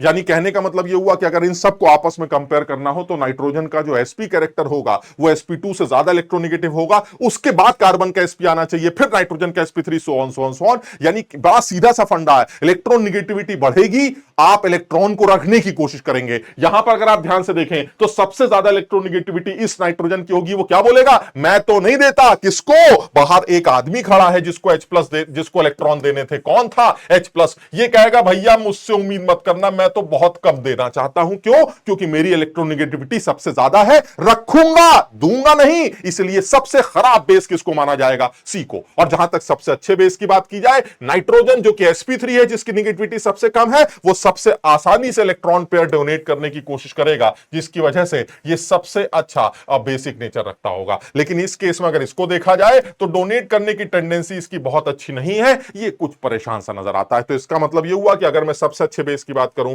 तो हमारा ए सबसे अच्छा बेस होगा, उसके बाद बी होगा, उसके बाद सी होगा, क्योंकि बेसिक स्ट्रेंथ डिसाइड करने के यही दो रूल है। अवेलेबिलिटी कॉमन है, डिसाइडिंग फैक्टर डोनेशन टेंडेंसी है, और डोनेशन टेंडेंसी इलेक्ट्रोनेगेटिविटी की वजह से वो नाइट्रोजन जो एसपी है वो सबसे कम रखता है, इसलिए सबसे खराब बेस सी माना जाए। क्लियर है? और बात कर लेते हैं, नेक्स्ट पॉइंट पर आते हैं। नेक्स्ट पॉइंट है सर, देखिए ऐसा है, इससे भी ज्यादा स्ट्रॉन्ग इफेक्ट्स हैं, इससे भी ज्यादा स्ट्रॉन्ग इफेक्ट्स होंगे जो मॉलिक्यूलर प्रॉपर्टीज को गवर्न करते होंगे, और वो है हमारा रेजोनेंस इफेक्ट। रेजोनेंस इफेक्ट एक ऐसा इफेक्ट है जो मॉलिक्यूलर प्रॉपर्टीज को गवर्न करता है और एक बड़ा रोल प्ले करता है अब मॉलिक्यूल्स के एसिडिक नेचर, बेसिक नेचर का, इंटरमीडिएट्स की स्टेबिलिटीज को कंपेयर करना वगैरह वगैरह। रेजोनेंस में ये कहते हैं कि कोई भी एक मॉलिक्यूल अपने इलेक्ट्रॉनिक डिस्ट्रीब्यूशन को देखा जाए तो वो इलेक्ट्रॉनिक डिस्ट्रीब्यूशन किसी भी मॉलिक्यूल का एग्जैक्टली सेम वहीं पर हो, यह कहना कई बार जरूरी नहीं होता। यानी कहने का मतलब यह हुआ कि अगर मान लीजिए मैं आपसे ये कहूं इलेक्ट्रॉनिक मूवमेंट, इस बार आप सिर्फ इलेक्ट्रॉन क्लाउड की शिफ्टिंग की बात नहीं कर रहे हैं, इस बार आप बाकायदा इलेक्ट्रॉनिक मूवमेंट की बात कर रहे हैं। यानी due to the electronic movement अगर अलग अलग एटम्स पर इलेक्ट्रॉन डेंसिटी घट बढ़ रही है, कभी बढ़ गई कभी घट गई, कभी बढ़ गई कभी घट गई। आज इलेक्ट्रॉन मेरे सर पर आ गए तो मेरे ऊपर इलेक्ट्रॉन डेंसिटी बढ़ गई, मेरे सर से कूदकर तुम्हारे सर पर चले गए तो तुम्हारी इलेक्ट्रॉन डेंसिटी बढ़ गई। So due to the electronic movement electron density का इंडिविजुअल एटम्स पर बढ़ते घटते रहना इज नोन एज रेजोनेंस। लेकिन इसमें मूवमेंट सिर्फ किसका है? इसमें सिर्फ इलेक्ट्रॉनिक मूवमेंट है, इसमें एटम्स या न्यूक्लियस का मूवमेंट वर्जित है। यानी एक चीज तो क्लियर है, अगर आपका एटम हिल गया तो आप उसको रेजोनेंस नहीं बोल सकते, बात खत्म। ये रेजोनेंस की डेफिनेशन में नहीं आता। रेजोनेंस वो है जिसमें इलेक्ट्रॉनिक मूवमेंट होगा due to pi orbital P orbital overlapping. ये इलेक्ट्रॉनिक मूवमेंट की वजह से अलग अलग एटम्स पर इलेक्ट्रॉन डेंसिटी घट बढ़ रही होगी, जिसको आप रेजोनेंस का नाम दे देंगे। यानी कहने का मतलब यह हुआ, सपोज अगर मैं एक बेंजीन का सिंपल एग्जांपल लूं तो मुझे यह समझ में आता है कि इलेक्ट्रॉनिक मूवमेंट को अगर आप ध्यान से देखें तो ये जो पाई इलेक्ट्रॉन्स हैं, इन पाई इलेक्ट्रॉन्स का मूवमेंट बहुत आसान दिखाई देता। ये पाई इलेक्ट्रॉन्स बहुत आसानी से मूव कर सकते हैं और इसी वजह से इसका एक और नया फॉर्म बन सकता है, एक नया लुईस स्ट्रक्चर बनाया जा सकता है जिसकी शक्ल कुछ ऐसी भी दिखाई जा सकती। यानी इस केस में अगर आप ध्यान से देखें तो बेंजीन में पाई इलेक्ट्रॉन्स का जो डिस्ट्रीब्यूशन है, अगर आप ये कहें कि 1 और 2 नंबर के कार्बन पर पाई बॉन्ड है तो आप ये भी कहेंगे कैसी बातें करते हो, 1 और 2 नंबर पर पाई बॉन्ड तो नहीं है। इसका मतलब ये हुआ इनमें से कोई भी एक अकेला स्ट्रक्चर इलेक्ट्रॉनिक डिस्ट्रीब्यूशन को क्लियरली मेंशन नहीं कर सकता। इसका मतलब ये हुआ ये बेंजीन ना ऐसी है ना ऐसी है, because they are hypothetical. Actual जो रियल सिचुएशन है बेंजीन की वो कुछ ऐसी, बेंजीन की रियल सिचुएशन कुछ ऐसी है जिसमें ये 6 पाई इलेक्ट्रॉन्स इन 6 कार्बन पर घूम रहे हैं। आप समझिए, यानी दिस इज रेजोनेंस हाइब्रिड। ये है ट्रू स्ट्रक्चर जिसको आप रेजोनेंस हाइब्रिड का नाम देते हैं। तो मैंने कहा ठीक है भाई, मान लिया कि इलेक्ट्रॉनिक मूवमेंट हो रहा है और इलेक्ट्रॉनिक मूवमेंट की वजह से ये, और मूवमेंट किस वजह से हो रहा है सर? पी ऑर्बिटल्स हैं, पी ऑर्बिटल अगर पैरेलल होंगे तो ये आपस में साइड वाइज ओवरलैप कर लेंगे, तो कभी आपके साथ ओवरलैप कर लेंगे, कभी इसके साथ ओवरलैप कर लेंगे, कभी इसके साथ ओवरलैप कर लेंगे। सर ये ओवरलैपिंग चलती रहेगी, 6 कार्बन के बीच में 6 पाई इलेक्ट्रॉन्स रोटेट करते रहेंगे, ये पॉसिबल। लेकिन उसके लिए सर पी ऑर्बिटल्स का आपस में लगभग पैरेलल होना जरूरी है। आप ये कह दें कि ये वाला पी ऑर्बिटल इस पी ऑर्बिटल के साथ साइडवाइज ओवरलैप करके पाई बॉन्ड बनाएगा तो सर ये अंधेर हो जाएगा, क्योंकि ये वाला पी ऑर्बिटल इस पी ऑर्बिटल के साथ, या ये वाला पी ऑर्बिटल इस पी ऑर्बिटल के साथ, या ये वाला पी ऑर्बिटल इस पी ऑर्बिटल के साथ ही साइडवाइज ओवरलैप कर सकता है सर। अदरवाइज अगर ये साइडवाइज ओवरलैपिंग नहीं है तो पाई बॉन्ड नहीं बनेगा, जिसकी वजह से इलेक्ट्रॉनिक मूवमेंट बंद हो जाए। समझ में आ रही बात? यानी अगर मैं रेजोनेटिंग स्ट्रक्चर्स के बनाने की बात करूं तो रेजोनेटिंग स्ट्रक्चर्स के बारे में एक बड़ी सीधी सी बात बोली जाती है कि अगर आप ध्यान से देखें तो एक चीज क्लियर है, सारे के सारे रेजोनेटिंग स्ट्रक्चर ऐसे होने चाहिए जो कि एक बोनाफाइड लुईस स्ट्रक्चर्स होने चाहिए। बोनाफाइड लुईस स्ट्रक्चर यानी वो लुईस के कॉन्सेप्ट को फॉलो करते हो। ऐसा ना हो कार्बन से आपने 50 बॉन्ड बना दिए, सर देख के दिखाई देता है ये बिल्कुल गलत लुईस स्ट्रक्चर आपने बनाने की कोशिश की है। अगर आपने कुछ भी बनाने की कोशिश करी है ये बिल्कुल पॉसिबल नहीं है सर, क्योंकि कार्बन के 5 बॉन्ड बन रहा है। यानी किसी भी रेजोनेटिंग स्ट्रक्चर में आप कार्बन के 5 बॉन्ड नहीं बना सकते, क्योंकि जो रूल्स हैं उन रूल्स को फॉलो करके ही आप इसके रेजोनेटिंग स्ट्रक्चर्स बना सकते हैं। दूसरा जो रूल बनाया गया है वो रूल ये बनाया गया है कि इलेक्ट्रॉनिक मूवमेंट दिखाई दे सकता है लेकिन एटॉमिक या न्यूक्लियस मूवमेंट नहीं दिखाई दे सकता। जैसे एग्जांपल की बात करें तो यहां पर सर ऐसा दिखाई देता है ये पॉजिटिव चार्ज है, इन पाई इलेक्ट्रॉन्स को ये पॉजिटिव चार्ज अट्रैक्ट कर रहा है। उसका रीजन भी है सर, आप चाहे ऐसे समझे या पी ऑर्बिटल ओवरलैपिंग की बात करें सर, पी ऑर्बिटल ओवरलैपिंग बिल्कुल फीजिबल है सर, बिल्कुल पॉसिबल है कि ये इलेक्ट्रॉन्स, ये वाले पी इलेक्ट्रॉन्स इनके साथ बॉन्ड बना ले।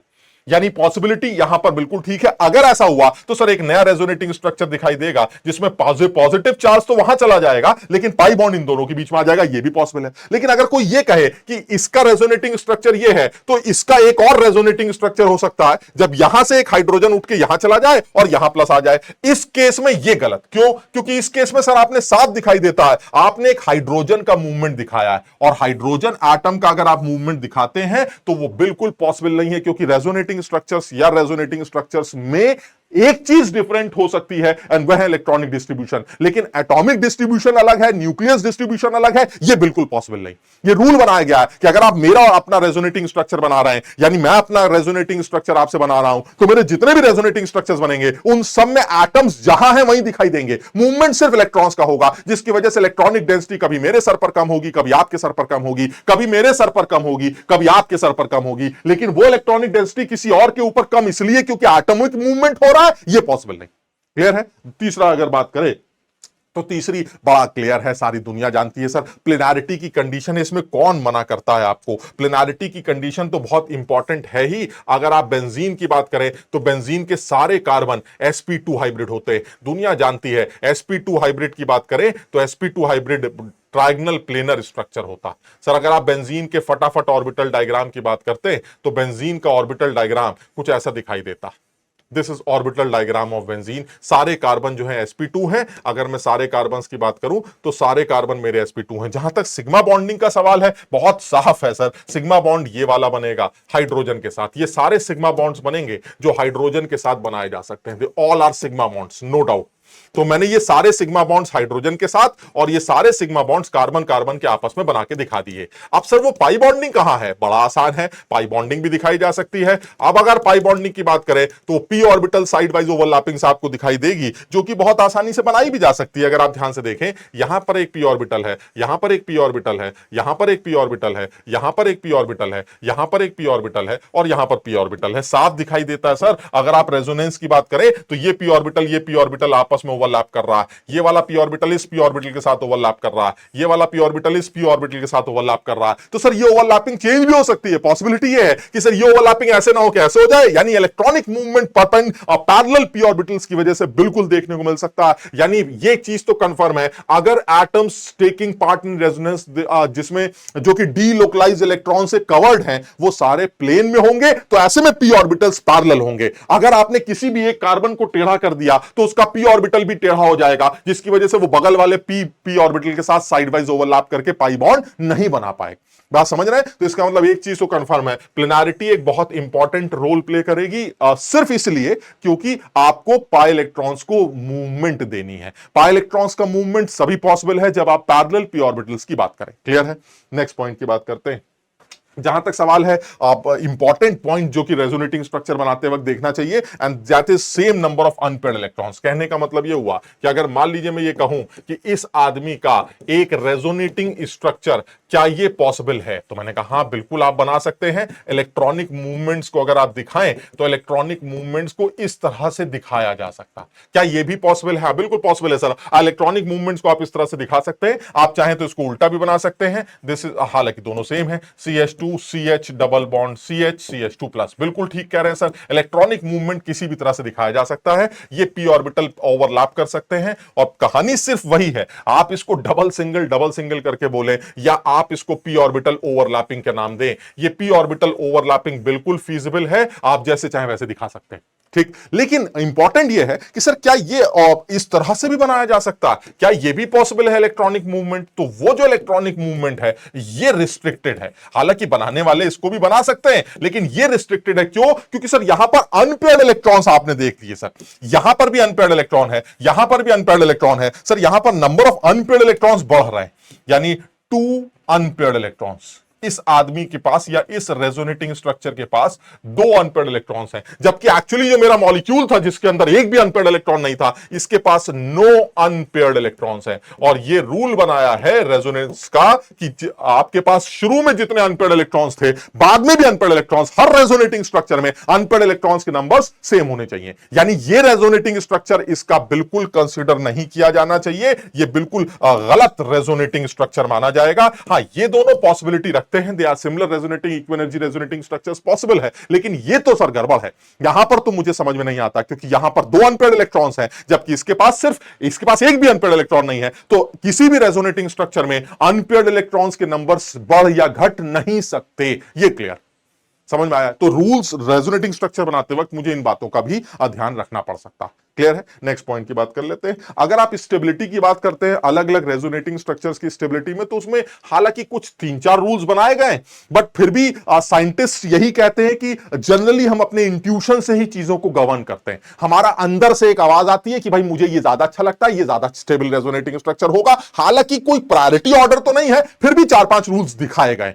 यानी कहने का मतलब यह हुआ कि अगर मैं सबसे पहले रूल की बात करूं तो that is complete octet. Octet complete अगर आपका है, यानी वो रेजोनेटिंग स्ट्रक्चर जिसमें हर एटम का ऑक्टेट कंप्लीट है, वो सबसे ज्यादा स्टेबल रेजोनेटिंग स्ट्रक्चर माना जा सकता है। जैसे एक एग्जांपल के तौर पे बात करें, जेई में ये सवाल पहले पूछा भी जा चुका है, अगर आप ध्यान से देखें तो इस केस में कार्बन का ऑक्टेट पूरा नहीं, इस केस में कार्बन का ऑक्टेट कंप्लीट नहीं है, लेकिन इस केस में कार्बन का भी ऑक्टेट पूरा है और ऑक्सीजन का भी ऑक्टेट पूरा है। तो ऐसे में सर भले ही ऑक्सीजन पे पॉजिटिव चार्ज क्यों ना हो, लेकिन सेकंड वाला is more stable then first, because इसमें हर आदमी का ऑक्टेट कंप्लीट है। यानी ये एक सबसे इंपॉर्टेंट रूल की कैटेगरी में आता है, जिसमें बोला जाता है कि ऑक्टेट कंप्लीशन अगर किसी रेजोनेटिंग स्ट्रक्चर में हर एटम का नजर आए, तो वो रेजोनेटिंग स्ट्रक्चर उस रेजोनेंस हाइब्रिड में सबसे बड़ा कंट्रीब्यूटर माना जाता, क्योंकि वो सबसे ज्यादा इन्वॉल्व। ठीक, नेक्स्ट पॉइंट की बात करें, सेकंड एक मोर कोवेलेंट बॉन्ड्स को या इससे पहले वाले रूल को, दोनों को कंपेयर करके सिमिलर माना जा सकता है। जितने ज्यादा कोवेलेंट बॉन्ड्स होंगे उस रेजोनेटिंग स्ट्रक्चर में, वो उतना ज्यादा स्टेबल होगा। रीजन भी है, बॉन्ड फॉर्मेशन से एनर्जी रिलीज होती है, जिसकी वजह से उस रेजोनेटिंग स्ट्रक्चर की खुद की एनर्जी डिक्रीज कर जाएगी। यानी अगर मैं इसको देखूं तो ठीक है सर, इसमें दो कोवेलेंट बॉन्ड्स एक्स्ट्रा, मतलब कहने का मतलब यहां 2 पाई बॉन्ड्स हैं, यहां सिर्फ 1 पाई बॉन्ड है, यहां भी सिर्फ 1 पाई बॉन्ड है, साफ दिखाई देता है। सर सेकंड और थर्ड तो सिमिलर है, बट पहला वाला ज्यादा स्टेबल लगता है। क्यों? क्योंकि पहले वाले के अंदर नंबर ऑफ कोवेलेंट बॉन्ड्स ज्यादा है। यानी बेस्ट हमारा 1 होना चाहिए, 1 सबसे अच्छा है, और सेकंड और थर्ड तो मुझे एक जैसे ही नजर आते हैं, क्योंकि ये तो सिमिलर ही। क्लियर है? समझ में आ रहा है? यानी कहने का मतलब ये हुआ सबसे अच्छा रेजोनेटिंग स्ट्रक्चर फर्स्ट है, क्योंकि इसके पास कोवेलेंट बॉन्ड्स ज्यादा है।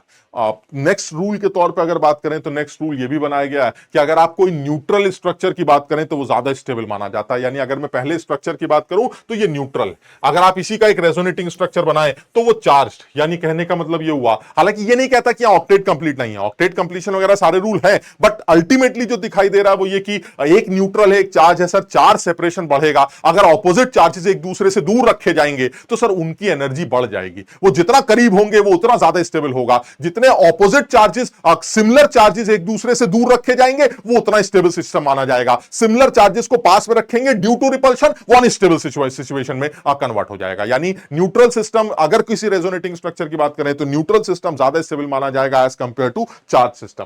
और अगर एक और बात करें तो नेगेटिविटी, ये तो एक इंपॉर्टेंट रूल है ही। इसी किसी रेजोनेटिंग स्ट्रक्चर में अगर इलेक्ट्रोनेगेटिव एलिमेंट पर नेगेटिव चार्ज आ रहा है तो फिर भी बेहतर माना जाएगा, बट अगर इलेक्ट्रोनेगेटिव एलिमेंट पर पॉजिटिव चार्ज या इलेक्ट्रो पॉजिटिव पर नेगेटिव चार्ज आ रहा है तो वो अच्छी सिचुएशन नहीं मानी जाएगी। हालांकि वो एक कंट्रीब्यूटर है, बट वो इतना स्ट्रॉन्ग कंट्रीब्यूटर नहीं होगा जितना दूसरा वाला माना जाएगा। यानी अगर मैं इस रेजोनेटिंग स्ट्रक्चर और इस रेजोनेटिंग स्ट्रक्चर को कंपेयर करूं तो इस केस में कार्बन के ऊपर नेगेटिव चार्ज और इस केस में ऑक्सीजन के ऊपर नेगेटिव चार्ज है। ऑक्सीजन ज्यादा इलेक्ट्रोनेगेटिव एलिमेंट है, इसलिए उसके ऊपर नेगेटिव चार्ज फिर भी बर्दाश्त कर लिया जाएगा। कार्बन के ऊपर जो कि इलेक्ट्रोपॉजिटिव है उसके ऊपर नेगेटिव चार्ज बर्दाश्त नहीं किया जाएगा। इसलिए इसमें भी कोई शक नहीं है, सेकंड वाले को फर्स्ट वाले से बेहतर कंट्रीब्यूटर रेजोनेंस हाइब्रिड का माना जा सकता है। क्लियर है? इसी तरह से एक यूनिक फीचर और भी आ सकता है, दैट इज जिस रेजोनेटिंग स्ट्रक्चर में जितने भी आपको बेंजीन दिखाई देते हैं, जितने ज्यादा बेंजीन दिखाई देंगे ड्यू टू एरोमेटिसिटी, वो उतना ही ज्यादा स्टेबल कंट्रीब्यूटर माना जाएगा। जैसे अगर मैं नैप्थलीन की बात करूं तो नैप्थलीन के केस में एक रेजोनेटिंग स्ट्रक्चर ऐसा भी बनाया जा सकता है और उसी नैप्थलीन का एक रेजोनेटिंग स्ट्रक्चर कुछ सपोज इस तरह का भी बनाया जा सकता है। ये दोनों ही रेजोनेटिंग स्ट्रक्चर नैप्थलीन के माने जा सकते हैं, लेकिन उसके बावजूद भी इस वाले को पहले वाले से बेटर माना जाएगा, क्योंकि इसके अंदर 2 बेंजीन सिस्टम मुझे दिखाई देते हैं, जबकि इसके अंदर सिर्फ एक बेंजीन सिस्टम दिखाई देता है। यानी जिन कंपाउंड्स में ज्यादा बेंजोनाइट या जिन रेजोनेटिंग स्ट्रक्चर्स में ज्यादा बेंजोनाइट स्ट्रक्चर दिखेंगे, वो उतना ही ज्यादा कंट्रीब्यूटर या उतना ही ज्यादा स्टेबल रेजोनेटिंग स्ट्रक्चर माना जाएगा। क्लियर है? चलिए दूसरी बात करते हैं। आज जहां तक तीसरे इफेक्ट की बात करते हैं, तीसरा इफेक्ट इज हाइपर कॉन्जुगेशन। हालांकि आप रेजोनेंस के बारे में अगर मैं एक बात और जोड़ूं कि किन जगहों पर मुझे रेजोनेंस दिखाई देगा, तो उसके लिए एक इंपॉर्टेंट कंडीशंस बनाई गई। मेरे हिसाब से अगर मैं देखूं तो रेजोनेंस की अगर कंडीशंस की बात करें तो हम उन कंडीशंस को भी देख लेते हैं एक बार।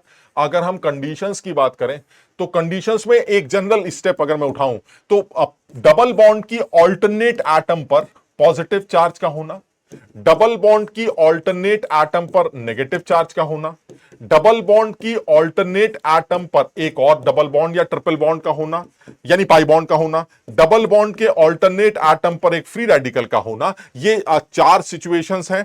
डबल बॉन्ड की ऑल्टरनेट एटम पर एक नेगेटिव लोन पेयर का होना, ये स्पेसिफिक 4-5 कंडीशंस हैं जो रेजोनेंस के लिए इंपॉर्टेंट मानी जाती हैं। इसके अलावा भी कुछ यूनिक सी कंडीशंस हैं जो हमें ध्यान देनी पड़ सकती हैं, और वो स्पेसिफिकली मैं अलग से नोट करना चाह रहा हूं। कार्बोकैटायंस के बगल में एक ऐसा एटम जिस पे लोन पेयर हो, या कार्बोकैटायन फ्री रेडिकल के बगल में एक ऐसा एटम हो जिस पे लोन पेयर हो, ये भी यूनिक सिचुएशन है अब रेजोनेंस की, अब जो कि इससे ही रिलेटेड है, जिसमें कहा जाता है अगर किसी एक एटम पर लोन पेयर हो या नेगेटिव चार्ज हो और उसके बगल में एक ऐसा एटम है जिस पर वेकेंट p ऑर्बिटल हो या d ऑर्बिटल, वेकेंट p और d ऑर्बिटल्स एग्जिस्ट करते हो, तो ये भी रेजोनेंस की एक इंपॉर्टेंट सिचुएशन मानी जा सकती। यानी एक ऐसा एटम जिस पर नेगेटिव चार्ज हो या लोन पेयर हो, उसके बगल में एक ऐसा एलिमेंट है जिस पर वेकेंट d ऑर्बिटल या p ऑर्बिटल्स हैं, तो ये इलेक्ट्रॉन्स उन वेकेंट ऑर्बिटल में डीलोकलाइज्ड हो सकते। ऐसे में मॉलिक्यूलर प्रॉपर्टी या आयनिक प्रॉपर्टीज पर असर पड़ता। यानी अगर मैं स्पेसिफिक सिचुएशंस की बात करूं तो ये कुछ स्पेसिफिक सिचुएशंस हैं जहां आपको रेजोनेंस देखने को मिल सकता है। अगर मैं कुछ रेजोनेटिंग स्ट्रक्चर्स बनाने की कोशिश करता हूं तो बहुत सिस्टमैटिक वे में, अगर मैं सबसे पहले एक ऐसे रेजोनेंस की बात करूं जिसमें बेंजीन या किसी एरोमेटिक सिस्टम से लगा एक ऐसा एटम जिस पर लोन पेयर है या फिर नेगेटिव चार्ज, ऐसा सिस्टम नेगेटिव चार्ज रिंग के अंदर सर्कुलेट करता है। यानी this system circulates negative charge on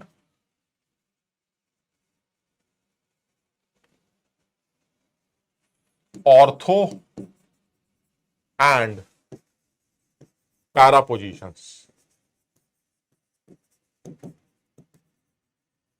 यानी कहने का मतलब यह हुआ, जैसे अगर मान लीजिए मैं एक सिचुएशन लेता हूं जिसमें एक एलिमेंट ले लेता हूं, कुछ ऐसी सिचुएशन ले लेता हूं, तो ये फिनॉक्साइड आयन है। हमें समझ में आता है रिंग से लगे फर्स्ट एटम पर नेगेटिव चार्ज है, तो ऐसा सिस्टम नेगेटिव चार्ज रिंग के अंदर सर्कुलेट करेगा। तरीका क्या होगा नेगेटिव चार्ज सर्कुलेट करेगा? नेगेटिव चार्ज इन, और वही वाली कहानी है, समझ में बात को, p ऑर्बिटल ओवरलैपिंग, यानी ये वाले इलेक्ट्रॉन्स इधर आ जाएंगे। इसका जो रेजोनेटिंग स्ट्रक्चर बनेगा वो, इसका रेजोनेटिंग स्ट्रक्चर कैसा दिखाई देगा? इसका रेजोनेटिंग स्ट्रक्चर में नेगेटिव चार्ज यहां होगा, इलेक्ट्रॉनिक मूवमेंट की वजह से इलेक्ट्रॉन डेंसिटी चेंज हो रही है, फिर ये आदमी रेजोनेंस करेगा, इस नेगेटिव चार्ज के रेजोनेंस की वजह से यहां नेगेटिव चार्ज आएगा जो कि पैरा पोजीशन होगी, फिर ये नेगेटिव चार्ज, फिर इलेक्ट्रॉन्स रेजोनेंस में इन्वॉल्व होंगे और एक नया सिचुएशन बनेगा जिसमें नेगेटिव चार्ज यहां होगा और बॉन्ड्स की सिचुएशन ऐसी होगी, और फाइनली ये एक और रेजोनेटिंग स्ट्रक्चर में कन्वर्ट होगा जिसमें बॉन्ड्स की सिचुएशन ऐसी होगी और इस बार ये नेगेटिव चार्ज यहां होगा। यानी कहने का मतलब ये हुआ, ये 5 रेजोनेटिंग स्ट्रक्चर्स होंगे जिसको आप इस फिनॉक्साइड आयन के फॉर्म में बनाएंगे।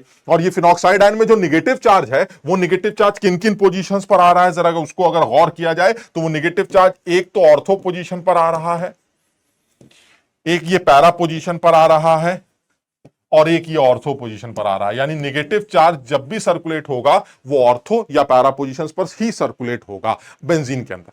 सिमिलरली अगर कोई ऐसी सिचुएशन ली जाए जिसमें आप ये कह रहे हैं कि बेंजीन के साथ एक ऐसा आदमी लगा है जिसके पहले एटम पर पाई बॉन्ड, जैसे सपोज ए, और जिस पर ये पाई बॉन्ड, तो अगर बेंजीन से लगे पहले एटम पर पाई बॉन्ड है तो ऐसा सिस्टम पॉजिटिव चार्ज सर्कुलेट करेगा, पॉजिटिव चार्ज सर्कुलेट करेगा एट ऑर्थो एंड पैरा।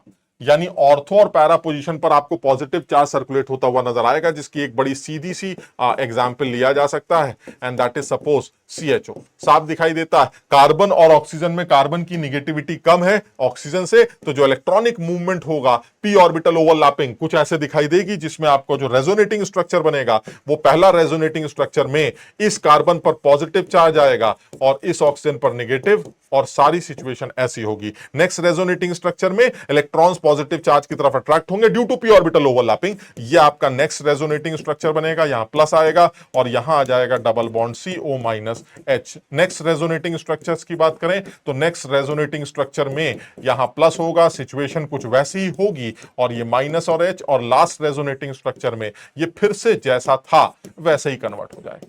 यानी कहने का मतलब यह हुआ कि अगर मैं रेजोनेटिंग स्ट्रक्चर्स की बात करूं तो एक तरह से देखा जाए तो रिंग से लगे अगर पहले एटम पर लोन पेयर या पॉजिटिव चार्ज, लोन पेयर या नेगेटिव चार्ज है, तो ऐसा सिस्टम रिंग के अंदर नेगेटिव चार्ज सर्कुलेट कर रहा था ऑर्थो पैरा पोजीशन पर, और एक ऐसा आदमी जिसमें रिंग से लगे पहले एटम पर पाई बॉन्ड लगा है, ऐसा सिस्टम पॉजिटिव चार्ज सर्कुलेट कर रहा था, जनरल बात कर रहे हैं, पॉजिटिव चार्ज सर्कुलेट कर रहा था ऑर्थो और पैरा पोजीशन पर। रेजोनेंस की वजह से मॉलिक्यूलर प्रॉपर्टीज या इंटरमीडिएट्स की स्टेबिलिटीज पर फर्क तो देखने को मिलता ही है। आप समझिए, जैसे एक एग्जांपल ले लेते हैं, मान लीजिए वो मुझसे कहे कि ये बताइए इन दोनों में ज्यादा स्टेबल या ज्यादा एसिडिक कौन? ये OH ले लेते हैं, एक NO2 ले लेते हैं, ये OH ले लेते हैं और ये NO2। अगर मुझे एसिडिक नेचर कंपेयर करना हो तो सिर्फ इंडक्टिव से आंसर निकालना गलत है, क्योंकि इंडक्टिव के हिसाब से जो हमारा सेकंड वाला आदमी है वो ज्यादा अच्छा एसिड माना जाएगा फर्स्ट से, बिकॉज ये NO2 पास में लगा है, ज्यादा खींचेगा, H का निकलना आसान कर देगा। लेकिन इंडक्टिव से ज्यादा डोमिनेटिंग इफेक्ट कौन सा है? रेजोनेंस। इसका मतलब ये हुआ रेजोनेंस इफेक्ट क्योंकि ज्यादा डोमिनेटिंग इफेक्ट है, इसलिए वो डिसाइड करेगा कि इन दोनों में ज्यादा अच्छा एसिड कौन सा है। तो जहां तक सवाल है आंसर निकालने का तो बड़ा आसान सा तरीका है। NO2 के बारे में हमारी बात हुई थी, NO2 कौन सा चार्ज सर्कुलेट करता है? सर रिंग से लगा पहले एटम पर डबल बॉन्ड लगा है, N डबल बॉन्ड O, तो पक्का पॉजिटिव चार्ज सर्कुलेट करेगा। कहां कहां करेगा? ऑर्थो पैरा पर। सामने वाली सिचुएशन कौन सी है? सर सामने वाली पोजीशन पॉजिटिव पैरा पोजीशन है, तो पक्का यहां पॉजिटिव चार्ज आएगा। किस इफेक्ट की वजह से आएगा? सर रेजोनेंस इफेक्ट की वजह से आएगा। चलिए ठीक है, NO2 कौन सा चार्ज सर्कुलेट करता है? सर पॉजिटिव चार्ज सर्कुलेट करता है। कहां कहां करता है? ऑर्थो पैरा पर। ये कौन सी पोजीशन है? सर ये मेटा पोजीशन है। इसका मतलब NO2 का रेजोनेंस इफेक्ट इस पोजीशन पर नहीं आएगा। ये सरकारी मेथड बड़ा इंपॉर्टेंट है, बहुत आसान है, इसमें कोई एक्सेप्शन नहीं है, बहुत आसानी से सवालों को किया जा सकता है।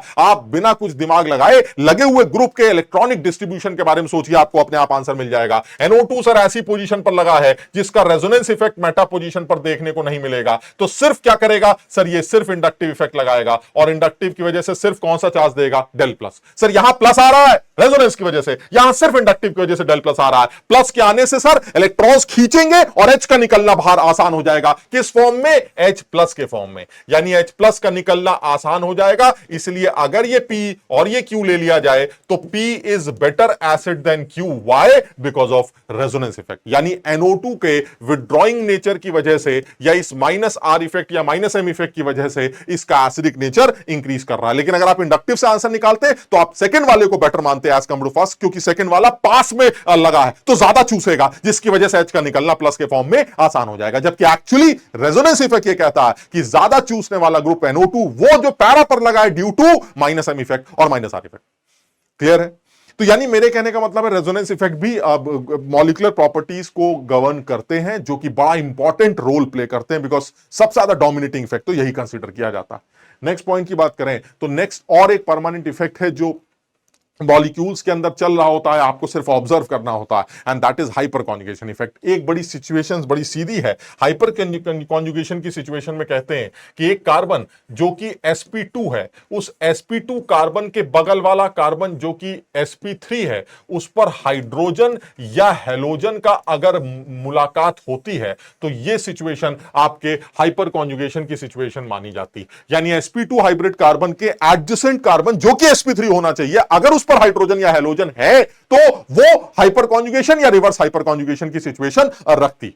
ऐसे सिचुएशन में आप बिल्कुल साफ समझ ले, ये एक ऐसा रेजोनेंस का फॉर्म है जिसमें इलेक्ट्रॉनिक मूवमेंट तो है, लेकिन इसमें सिग्मा इलेक्ट्रॉन्स का पाई इलेक्ट्रॉन्स के साथ रेजोनेंस है। यानी इससे पहले जब आप रेजोनेंस डिस्कस कर रहे थे वो पाई इलेक्ट्रॉन्स का रेजोनेंस था, जिसमें पाई इलेक्ट्रॉन्स का इन्वॉल्वमेंट था। यहां सिग्मा इलेक्ट्रॉन्स इन्वॉल्व है रेजोनेंस के अंदर, जिसका बड़ा सीधा सा एग्जांपल आप देखें तो अगर मैं प्रोपीन को ऑब्जर्व करता हूं तो प्रोपीन में ये कार्बन मेरा sp2, इस sp2 कार्बन के बगल वाला sp3 है जिस पर हाइड्रोजन मुझे दिखाई देता। अब क्या होगा सर, ये वाले जो सिग्मा इलेक्ट्रॉन्स हैं वो पाई इलेक्ट्रॉन्स के साथ रेजोनेंस में इवॉल्व हो सकते हैं। तरीका वही है सर। अभी आप ऑर्बिटल डायग्राम बनाएंगे तो सर रेजोनेंस का मतलब है ओवरलैपिंग। पी ऑर्बिटल ओवरलैपिंग हो कैसे रही है? हो रही है क्योंकि ये नियरली पैरेलल है, एग्जैक्टली पैरेलल नहीं है। अगर आप ध्यान से देखें तो पॉसिबल है कि ये वाले जो सिग्मा इलेक्ट्रॉन्स हैं जो कि sp3 ऑर्बिटल में हैं वो इन बगल वाले p ऑर्बिटल के साथ साइड वाइज ओवरलैप कर सकें। इसका मतलब ये हुआ सर रेजोनेंस की सिचुएशन साफ दिखाई देती है। ये सारे हमारे सिग्मा इलेक्ट्रॉन्स हैं,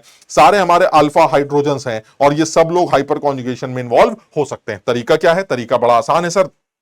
दिखाई देता है कि अगर मैं ध्यान से देखूं तो जो मुझे समझ में आ रहा है वो ये कि कार्बन और हाइड्रोजन के बीच में जो सिग्मा इलेक्ट्रॉन्स हैं वो सिग्मा इलेक्ट्रॉन्स यहां से आप हटा दीजिए। सिग्मा इलेक्ट्रॉन्स जब यहां से हट जाएंगे तो सिग्मा इलेक्ट्रॉन्स के हटते ही सिग्मा इलेक्ट्रॉन्स सारे के सारे किसके पास पहुंच जाएंगे? सिग्मा इलेक्ट्रॉन सारे के सारे हमने कार्बन को दे दिए, यानी कार्बन हाइड्रोजन का बॉन्ड तोड़ा, इस कार्बन को नेगेटिव चार्ज मिल गया, यानी सारे सिग्मा इलेक्ट्रॉन्स इस कार्बन के पास आ गए। नाउ दिस सिचुएशन किसकी बनी? रेजोनेंस की। और रेजोनेंस की अगर ये सिचुएशन है तो क्या बनेगी? ये अंदर आएगा और ये बाहर निकल जाएगा। इसी तरह से अगर और सिचुएशन की बात करें, ये बॉन्ड हटाया, ये सारे इलेक्ट्रॉन्स यहां आ गए, ये अंदर आएगा और ये बाहर निकल जाएगा। सिमिलरली अगर यहां से बात करें तो ये सारे सिग्मा इलेक्ट्रॉन्स इस कार्बन पर हैं, ये अंदर आएगा और ये बाहर निकल जाएगा। यानी सिचुएशन बहुत साफ दिखाई देती है कि आप इस रेजोनेंस को अगर आप ऑब्जर्व करें जो कि एक नो बॉन्ड रेजोनेंस है, बिकॉज कार्बन हाइड्रोजन के बीच में कोई बॉन्ड नहीं है, फिर भी हाइड्रोजन यही रुका हुआ है। हाइपोथेटिकल सिचुएशन है, फिर भी हाइड्रोजन यही रुका है। क्यों? क्योंकि सर अगर आपने एटम्स को मूव करा दिया तो ये रेजोनेंस का कोई भी फॉर्म नहीं माना जा सकता। यानी इलेक्ट्रॉनिक मूवमेंट है, सिग्मा पाई इलेक्ट्रॉन रेजोनेंस हो रहा है, मैं सब समझता हूं, बट एटम मूव नहीं कर सकता। तो ये हाइड्रोजन ऐसे का ऐसा ही होगा। इलेक्ट्रॉन सिग्मा इलेक्ट्रॉन्स वहां गए वापस आए, वहां गए वापस आए, इस तरह करके ये प्रोपीन जो आपने ली थी ये 3 हाइपर कॉन्जुगेशन 3 अल्फा हाइड्रोजन्स को यूज कर रही है। इसके पास 3 अल्फा हाइड्रोजन्स हैं। टोटल स्ट्रक्चर्स की बात करें तो प्रोपीन को मिलाकर कुल मिलाकर 4 स्ट्रक्चर्स दिखाई देंगे, 1 2 3 और एक वो जो हाइब्रिड प्रोपीन है हमारा वो तो है ही। क्लियर है?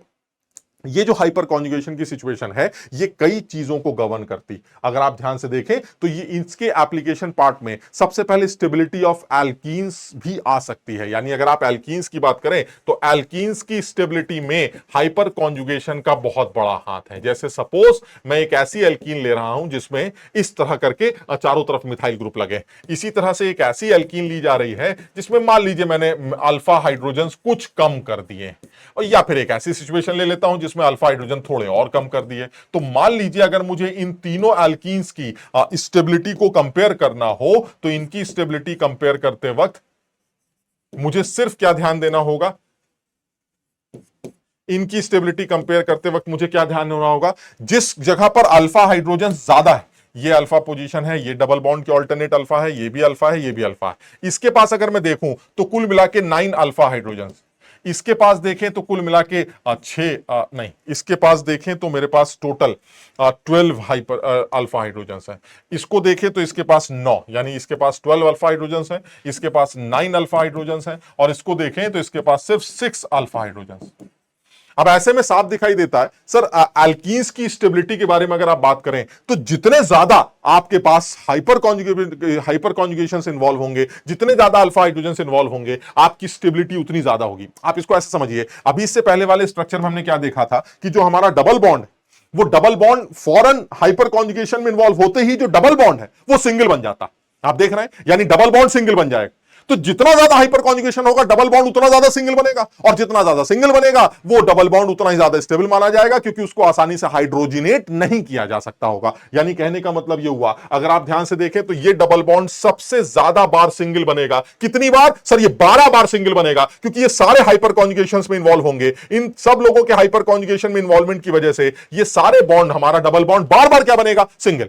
इसका मतलब यह हुआ सर सबसे ज्यादा स्टेबल एल्कीन कौन सी होनी चाहिए? पी, क्योंकि उसके पास अल्फा हाइड्रोजन सबसे ज्यादा है। फिर कौन होनी चाहिए? क्यू, और उसके बाद कौन सी होनी चाहिए? आर। क्यों? क्योंकि अल्फा हाइड्रोजन्स के बढ़ने से हाइपर कॉन्जुगेशन बढ़ता है, हाइपर कॉन्जुगेशन बढ़ेगा तो एल्कीन की स्टेबिलिटी भी बढ़ेगी। यानी एल्कीन्स की स्टेबिलिटी में एक बड़ा रोल हाइपर कॉन्जुगेशन तो है ही। यानी अगर अल्फा हाइपर कॉन्जुगेशन बढ़ रहा है तो फिर स्टेबिलिटी भी बढ़ रही। एल्कीन्स की स्टेबिलिटी भी इंक्रीज करता है। बिल्कुल क्लियर। चलिए ठीक है, नेक्स्ट पॉइंट पर आते हैं। नेक्स्ट पॉइंट हो सकता है कार्बोकेटाइंस की स्टेबिलिटी में भी इसका हाथ हो सकता है। कैसे? आप देख लीजिए, अगर मैं किसी कार्बोकेटाइन की बात करता हूं तो ये कार्बोकेटाइन ले लिया जाए, अगर आप ध्यान से देखें तो क्या ये हमारे हाइपर कॉन्जुगेशन की सिचुएशंस को सेटिस्फाई कर रहा है? बिल्कुल कर रहा है, क्योंकि ये कार्बन sp2 है, इसके बगल में ये sp3 है जिस पर हाइड्रोजन है। तो ये सिग्मा इलेक्ट्रॉन्स जो हैं आपके, जिनको आप अल्फा हाइड्रोजन्स बोल सकते हैं, ये अल्फा हाइड्रोजन्स इन्वॉल्व हो सकते हैं हाइपर कॉन्जुगेशन में। यानी ये सिग्मा इलेक्ट्रॉन्स बढ़िया रेजोनेंस में इन्वॉल्व हो सकते हैं, जिसको आप हाइपर कॉन्जुगेशन की सिचुएशन बोलेंगे। और साफ दिखाई देता है इसका एक हाइपर कॉन्जुगेबल स्ट्रक्चर, जो कि ऐसा बनाया जा सकता है जिसमें ये आ गया आपका। अब स्टेबिलिटी क्यों बढ़ रही है? इसी तरह से इसके 3 हाइपर कॉन्जुगेशंस दिखाए जा सकते हैं। आप बात समझ रहे हैं? तीनों अल्फा हाइड्रोजन से इन्वॉल्व हो सकते हैं। क्यों स्टेबिलिटी बढ़ रही है? क्योंकि जिस कार्बन पर इलेक्ट्रॉन की कमी थी, आपने उस कार्बन को इलेक्ट्रॉन देकर खुश किया। ये क्या इंडक्टिव करता है? हां सर, इंडक्टिव करता है, लेकिन सिर्फ हवा मारता है, उससे इलेक्ट्रॉन कंप्लीट ट्रांसफर नहीं होते, सिर्फ एक फीलिंग सी आती है, हाँ अच्छा लग रहा है। अदरवाइज दिस इफेक्ट और रेजोनेंस इफेक्ट, जो कि इलेक्ट्रॉन्स का कंप्लीट ट्रांसफर है सर, वो तो अलग ही लेवल है सर। वो तो कार्बोकेटाइंस को पूरी तरह से स्टेबलाइज करते हैं। जिस कार्बन पर बोझा पड़ गया था, जिस कार्बन पर कार्बोकेटाइन पर पॉजिटिव चार्ज था, जिसमें इलेक्ट्रॉन्स बहुत कम थे, इलेक्ट्रॉन डेंसिटी कम थी, आपने उसको इलेक्ट्रॉन देकर सेटिस्फाई किया है, आपने उसका ऑक्टेट कंप्लीट किया। इसका मतलब ये हुआ सर, ये जो इफेक्ट्स हैं, जिसको आप रेजोनेंस इफेक्ट या हाइपर कॉन्जुगेशन इफेक्ट्स कहते हैं, ये ज्यादा डोमिनेटिंग इफेक्ट है, और इन इफेक्ट से मॉलिक्यूलर प्रॉपर्टी ज्यादा गवर्न होती है एज कंपेयर टू इंडक्टिव। यानी अगर मैं देखूं तो ये हाइपर कॉन्जुगेशन की वजह से इस कार्बन पर पॉजिटिव चार्ज खत्म हो रहा है। सिमिलरली तीनों सिग्मा इलेक्ट्रॉन्स इन्वॉल्व हो सकते हैं, जिसकी वजह से कार्बोकेटाइन की स्टेबिलिटी बढ़ेगी। तो जितना ज्यादा हाइपर कॉन्जुगेशन होगा, कार्बोकेटाइन उतना ही ज्यादा स्टेबल माना जाएगा। और इसी वजह से कहा जाता है जो 3 डिग्री कार्बोकेटाइंस हैं, वो 3 डिग्री कार्बोकेटाइंस ज्यादा स्टेबल हैं as compare to 2 degree. Reason? Hyperconjugation effect. अगर आप 2 डिग्री कार्बोकेटाइन की बात करते हैं तो 2 डिग्री कार्बोकेटाइंस थोड़े से खराब होंगे, और प्राइमरी कार्बोकेटाइन तो और भी खराब माने जाएंगे due to less hyperconjugation. और हाइपर कॉन्जुगेशन का सिचुएशन क्या है? हाइपर कॉन्जुगेशन की सिचुएशन बड़ी क्लियर है। यहां 9 अल्फा हाइड्रोजन्स हैं, यहां 6 अल्फा हाइड्रोजन्स हैं, और यहां सिर्फ 3 अल्फा हाइड्रोजन्स। क्लियर है? यानी हाइपर कॉन्जुगेशन इफेक्ट एक डोमिनेटिंग इफेक्ट है आप कार्बोकेटाइंस की स्टेबिलिटी को गवर्न करते वक्त। हालांकि इंडक्टिव का रोल है, मैं मना नहीं करता, बट जो डोमिनेटिंग इफेक्ट है वो हाइपर कॉन्जुगेशन है। यानी अगर मान लीजिए मुझसे कहे कि इन दोनों में ज्यादा स्टेबल कार्बोकेटाइन कौन सा है, तो जो बच्चा कम समझदार है वो जल्दबाजी में आंसर गलत लिख सकता है, this carbocation and this carbocation. तो साफ दिखाई देता है, अगर कोई आदमी सिर्फ इंडक्टिव से ही आंसर निकालना चाहता है तो वो आंसर ऑब्वियसली सेकंड वाले को बेटर बोलेगा, बिकॉज CS2 CS3 का इंडक्टिव CS3 से ज्यादा होता है। बट एक्चुअली इसके पास 9 अल्फा हाइड्रोजन्स हैं, और इसके पास सिर्फ 3 2 5 2 7 अल्फा हाइड्रोजन्स हैं। तो अल्फा हाइड्रोजन्स के बढ़ने से अल्फा हाइड्रोजन्स इंक्रीज करेंगे, जिसकी वजह से कार्बोकेटाइंस की स्टेबिलिटी भी इंक्रीज करेगी। क्यों? क्योंकि हाइपर कॉन्जुगेशन इंक्रीज करेंगे। So this carbocation is better than this carbocation. क्योंकि इंडक्टिव तो सिर्फ फीलिंग देता है, वो तो बाकायदा इलेक्ट्रॉन देकर उसको सेटिस्फाई करता है। सो हाइपर कॉन्जुगेशन रेजोनेंस इफेक्ट अलग ही लेवल की स्टेबिलिटी प्रोवाइड करते हैं कार्बोकेटाइंस को, या मॉलिक्यूलर प्रॉपर्टीज को अलग लेवल पर ही स्टेबलाइज करते हैं, ठीक, गवर्न करते हैं। नेक्स्ट पॉइंट की बात करें तो रेडिकल्स, बॉन्ड लेंथ का जहां तक सवाल है, बॉन्ड लेंथ को भी, जैसा अभी मैंने बताया था, बॉन्ड लेंथ को भी ये गवर्न करते हैं, इसमें कोई शक नहीं है। अगर मैं प्रोपीन की बात करूं तो इसके हाइपर कॉन्जुगेशन की बात करते हैं। इसके हाइपर कॉन्जुगेबल स्ट्रक्चर में जिस बॉन्ड को आप सिंगल समझ रहे थे वो एक्चुअली डबल बन रहा था। आप देख पा रहे हैं, मैं सिर्फ एक हाइपर कॉन्जुगेबल स्ट्रक्चर बना रहा हूं। जिस बॉन्ड को मैं सिंगल समझ रहा था वो एक्चुअली डबल बन रहा है, और जिसको मैं डबल समझ रहा था वो एक्चुअली सिंगल बन रहा है। क्या समझ में आ रहा है? यानी जितने ज्यादा हाइपर कॉन्जुगेशन होंगे डबल बॉन्ड, उतना ज्यादा सिंगल बनेगा। यानी मोर द हाइपर कॉन्जुगेशन,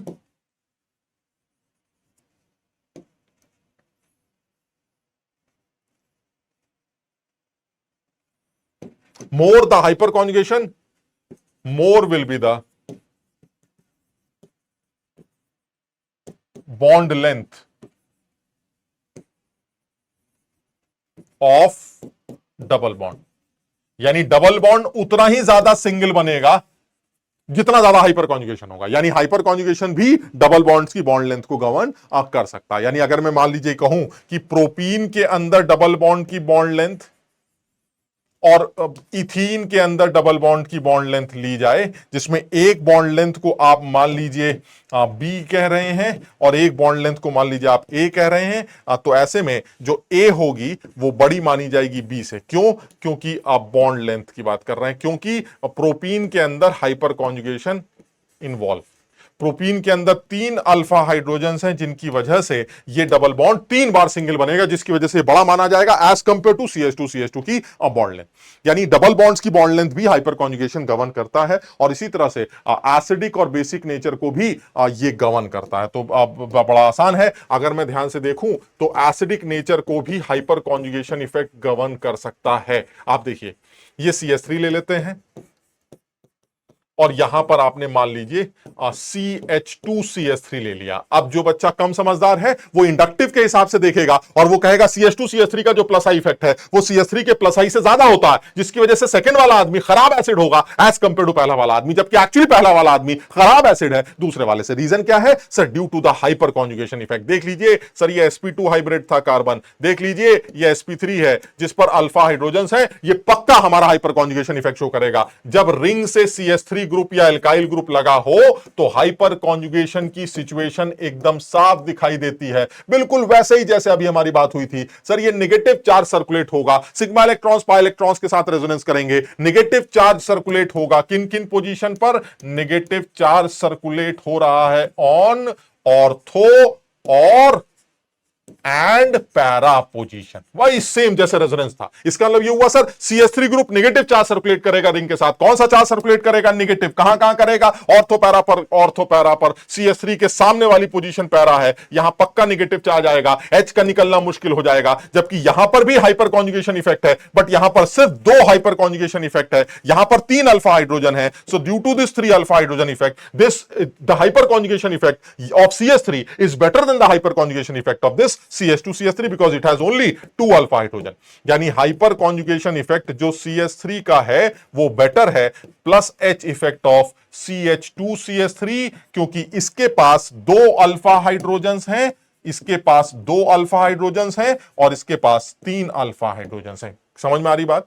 यानी अगर मैं डबल बॉन्ड, अगर मेरे पास एल्काइल ग्रुप एक ऐसी पोजीशन पर है जहां पर वो हाइपर कॉन्जुगेशन इफेक्ट शो कर सकता है, यानी sp2 के बगल वाले कार्बन की बात कर रहे हैं, तो ऐसी सूरत में हाइपर कॉन्जुगेशन इफेक्ट CH3 का बेटर होगा एज कंपेयर टू CH2CH3। लेकिन इसमें कोई शक नहीं है कि अगर मैं प्लस आई इफेक्ट की बात करूं तो जो प्लस आई इफेक्ट होता है वो तो CH3 का कम होगा plus I effect of CH2CH3 से। लेकिन डोमिनेटिंग इफेक्ट अगर हाइपर कॉन्जुगेशन का इन्वॉल्वमेंट है तो ऐसे में तो सर कोई बात ही नहीं है, CH3 जीतेगा, CH2CH3 हार जाएगा। यानी मेरे कहने का मतलब है ये कुछ इफेक्ट्स हैं जो मॉलिक्यूलर प्रॉपर्टी को गवर्न करते हैं।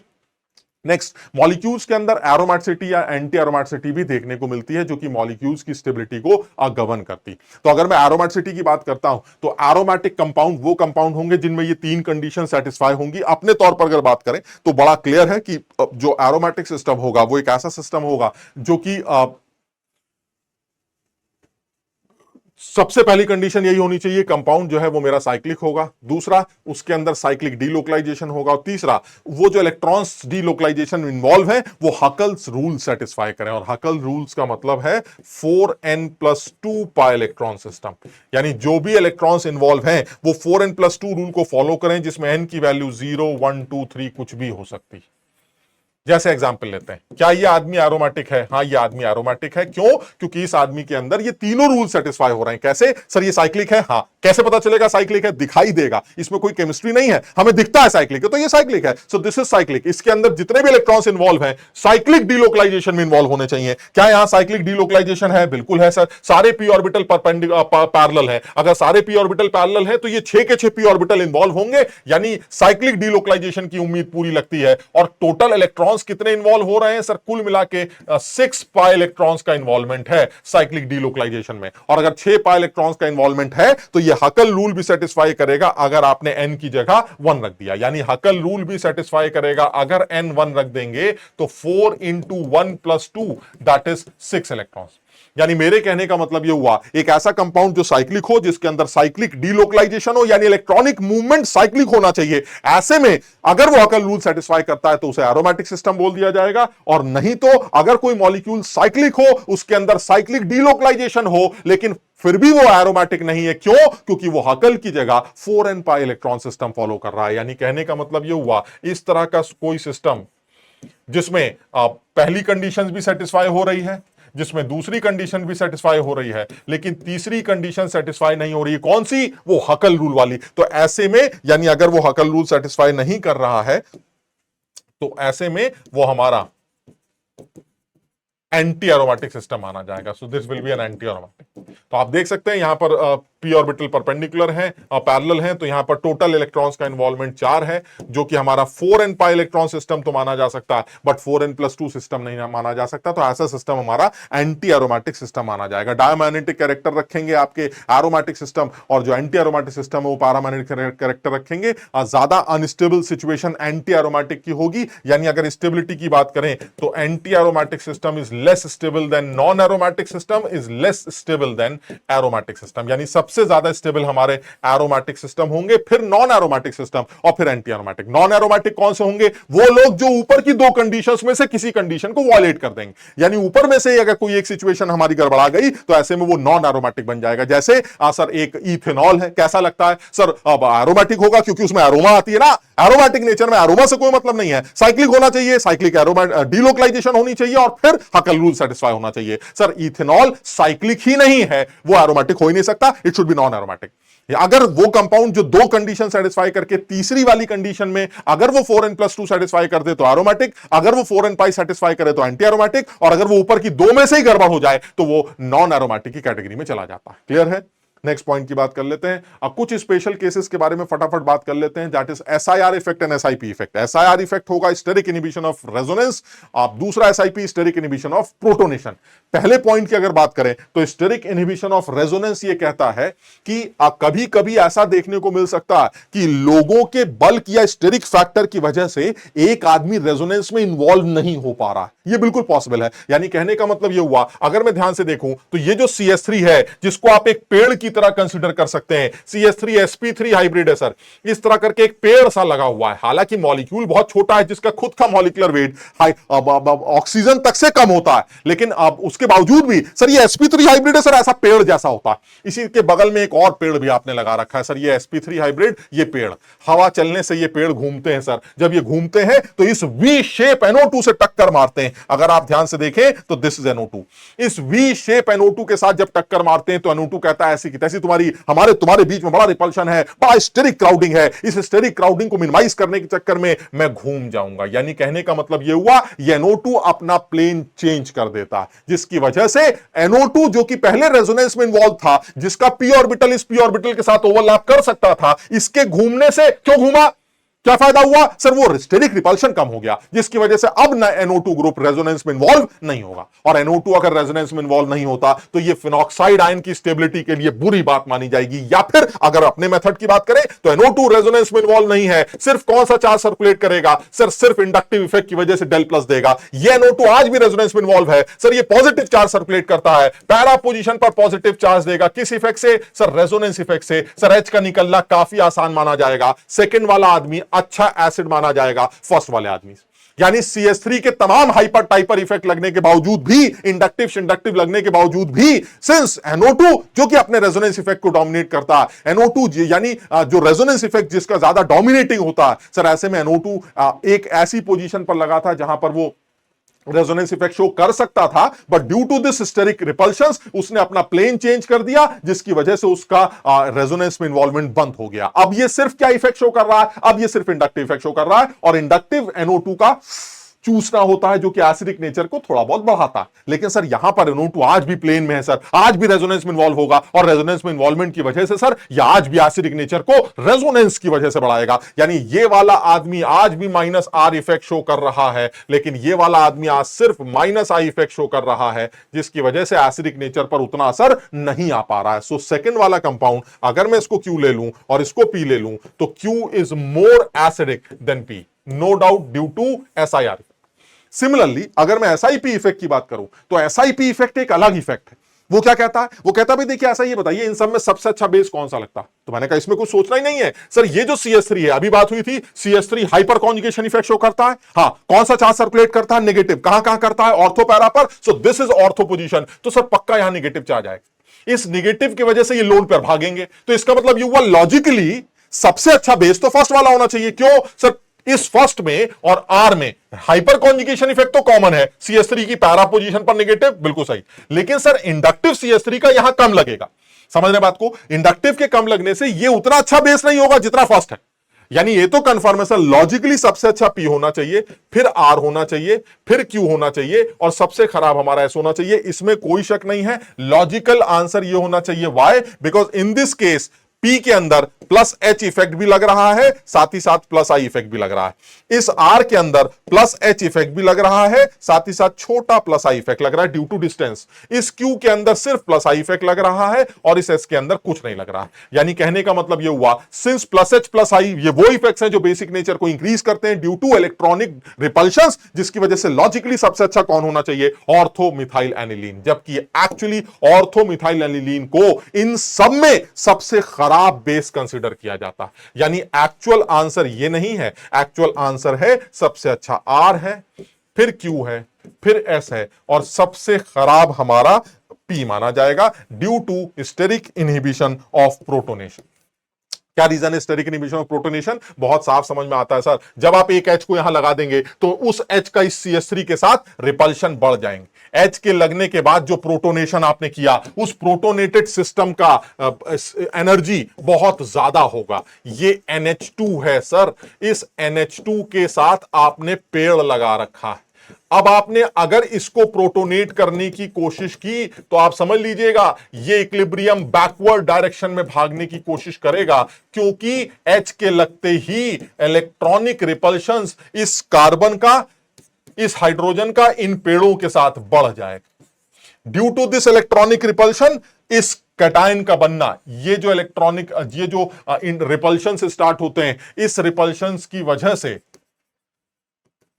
ये प्रोटोनेशन फीजिबल नहीं माना जाएगा और ये रिएक्शन बैकवर्ड मूव करेगी। यानी सिमिलरली साफ दिखाई देता है इस नाइट्रोजन पर, जिस पर अभी एक लोन पेयर है, जब एक H आ जाएगा तो ये H थोड़ा सा और दूर होगा, इन पेड़ों के और करीब जाएगा, जिसकी वजह से इलेक्ट्रॉनिक, जिसकी वजह से रिपल्शन से स्टार्ट होंगे और इस बने हुए कैटायन की स्टेबिलिटी गिर जाएगी। यानी सब कुछ अच्छा था, लोन पेयर थे, हाँ थे, भागना चाहते थे, भागना चाहते थे, हाइपर कॉन्जुगेशन इफेक्ट लग रहा है, हाँ लग रहा था, इंडक्टिव की वजह से भागना चाहते हैं, हाँ भागना चाहते हैं, लेकिन फिर भी कौन नहीं आना चाहता? सर ये H मना कर रहा है। क्यों? क्योंकि इसको ये लगता है कि अगर मैं यहां आ गया तो जो कैटायन बनेगा वो इस रिपल्शन की वजह से अनस्टेबल होगा, इसलिए इस बार इस आदमी का बेसिक नेचर डिक्रीज कर जाएगा। यानी this effect is known as steric inhibition of protonation. यानी स्टेरिक इनहिबिशन ऑफ प्रोटोनेशन की वजह से भी, यानी स्टेरिक फैक्टर्स की वजह से प्रोटोनेट न हो पाना, स्टेरिक फैक्टर्स की वजह से प्रोटोनेशन का इनहिबिट होना is also known as steric inhibition of protonation, जो कि बेसिक नेचर को गिरा रहा।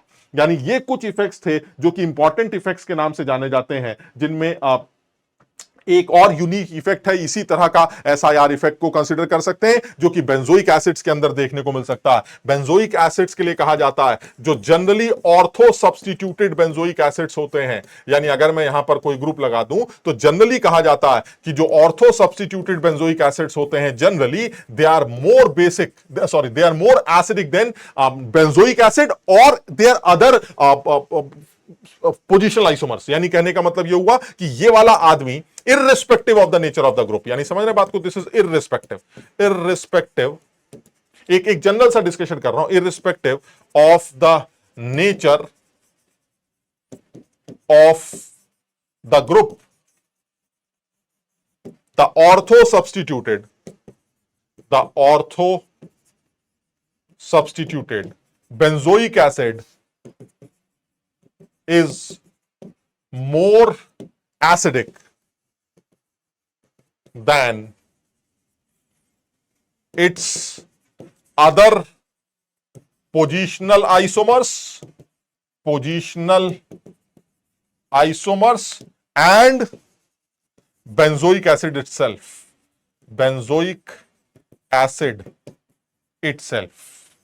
एक जनरल सा एक्सप्लेनेशन है और वो बड़ा आसान है। अगर मान लीजिए मैं ये कहूं कि इस बेंजोइक एसिड के अंदर क्या हो रहा है, तो जो समझ में आ रहा है वो ये कि ये जो रिंग है ये इलेक्ट्रॉन डेंसिटी COH की तरफ ढकेल रही है due to this plus R effect.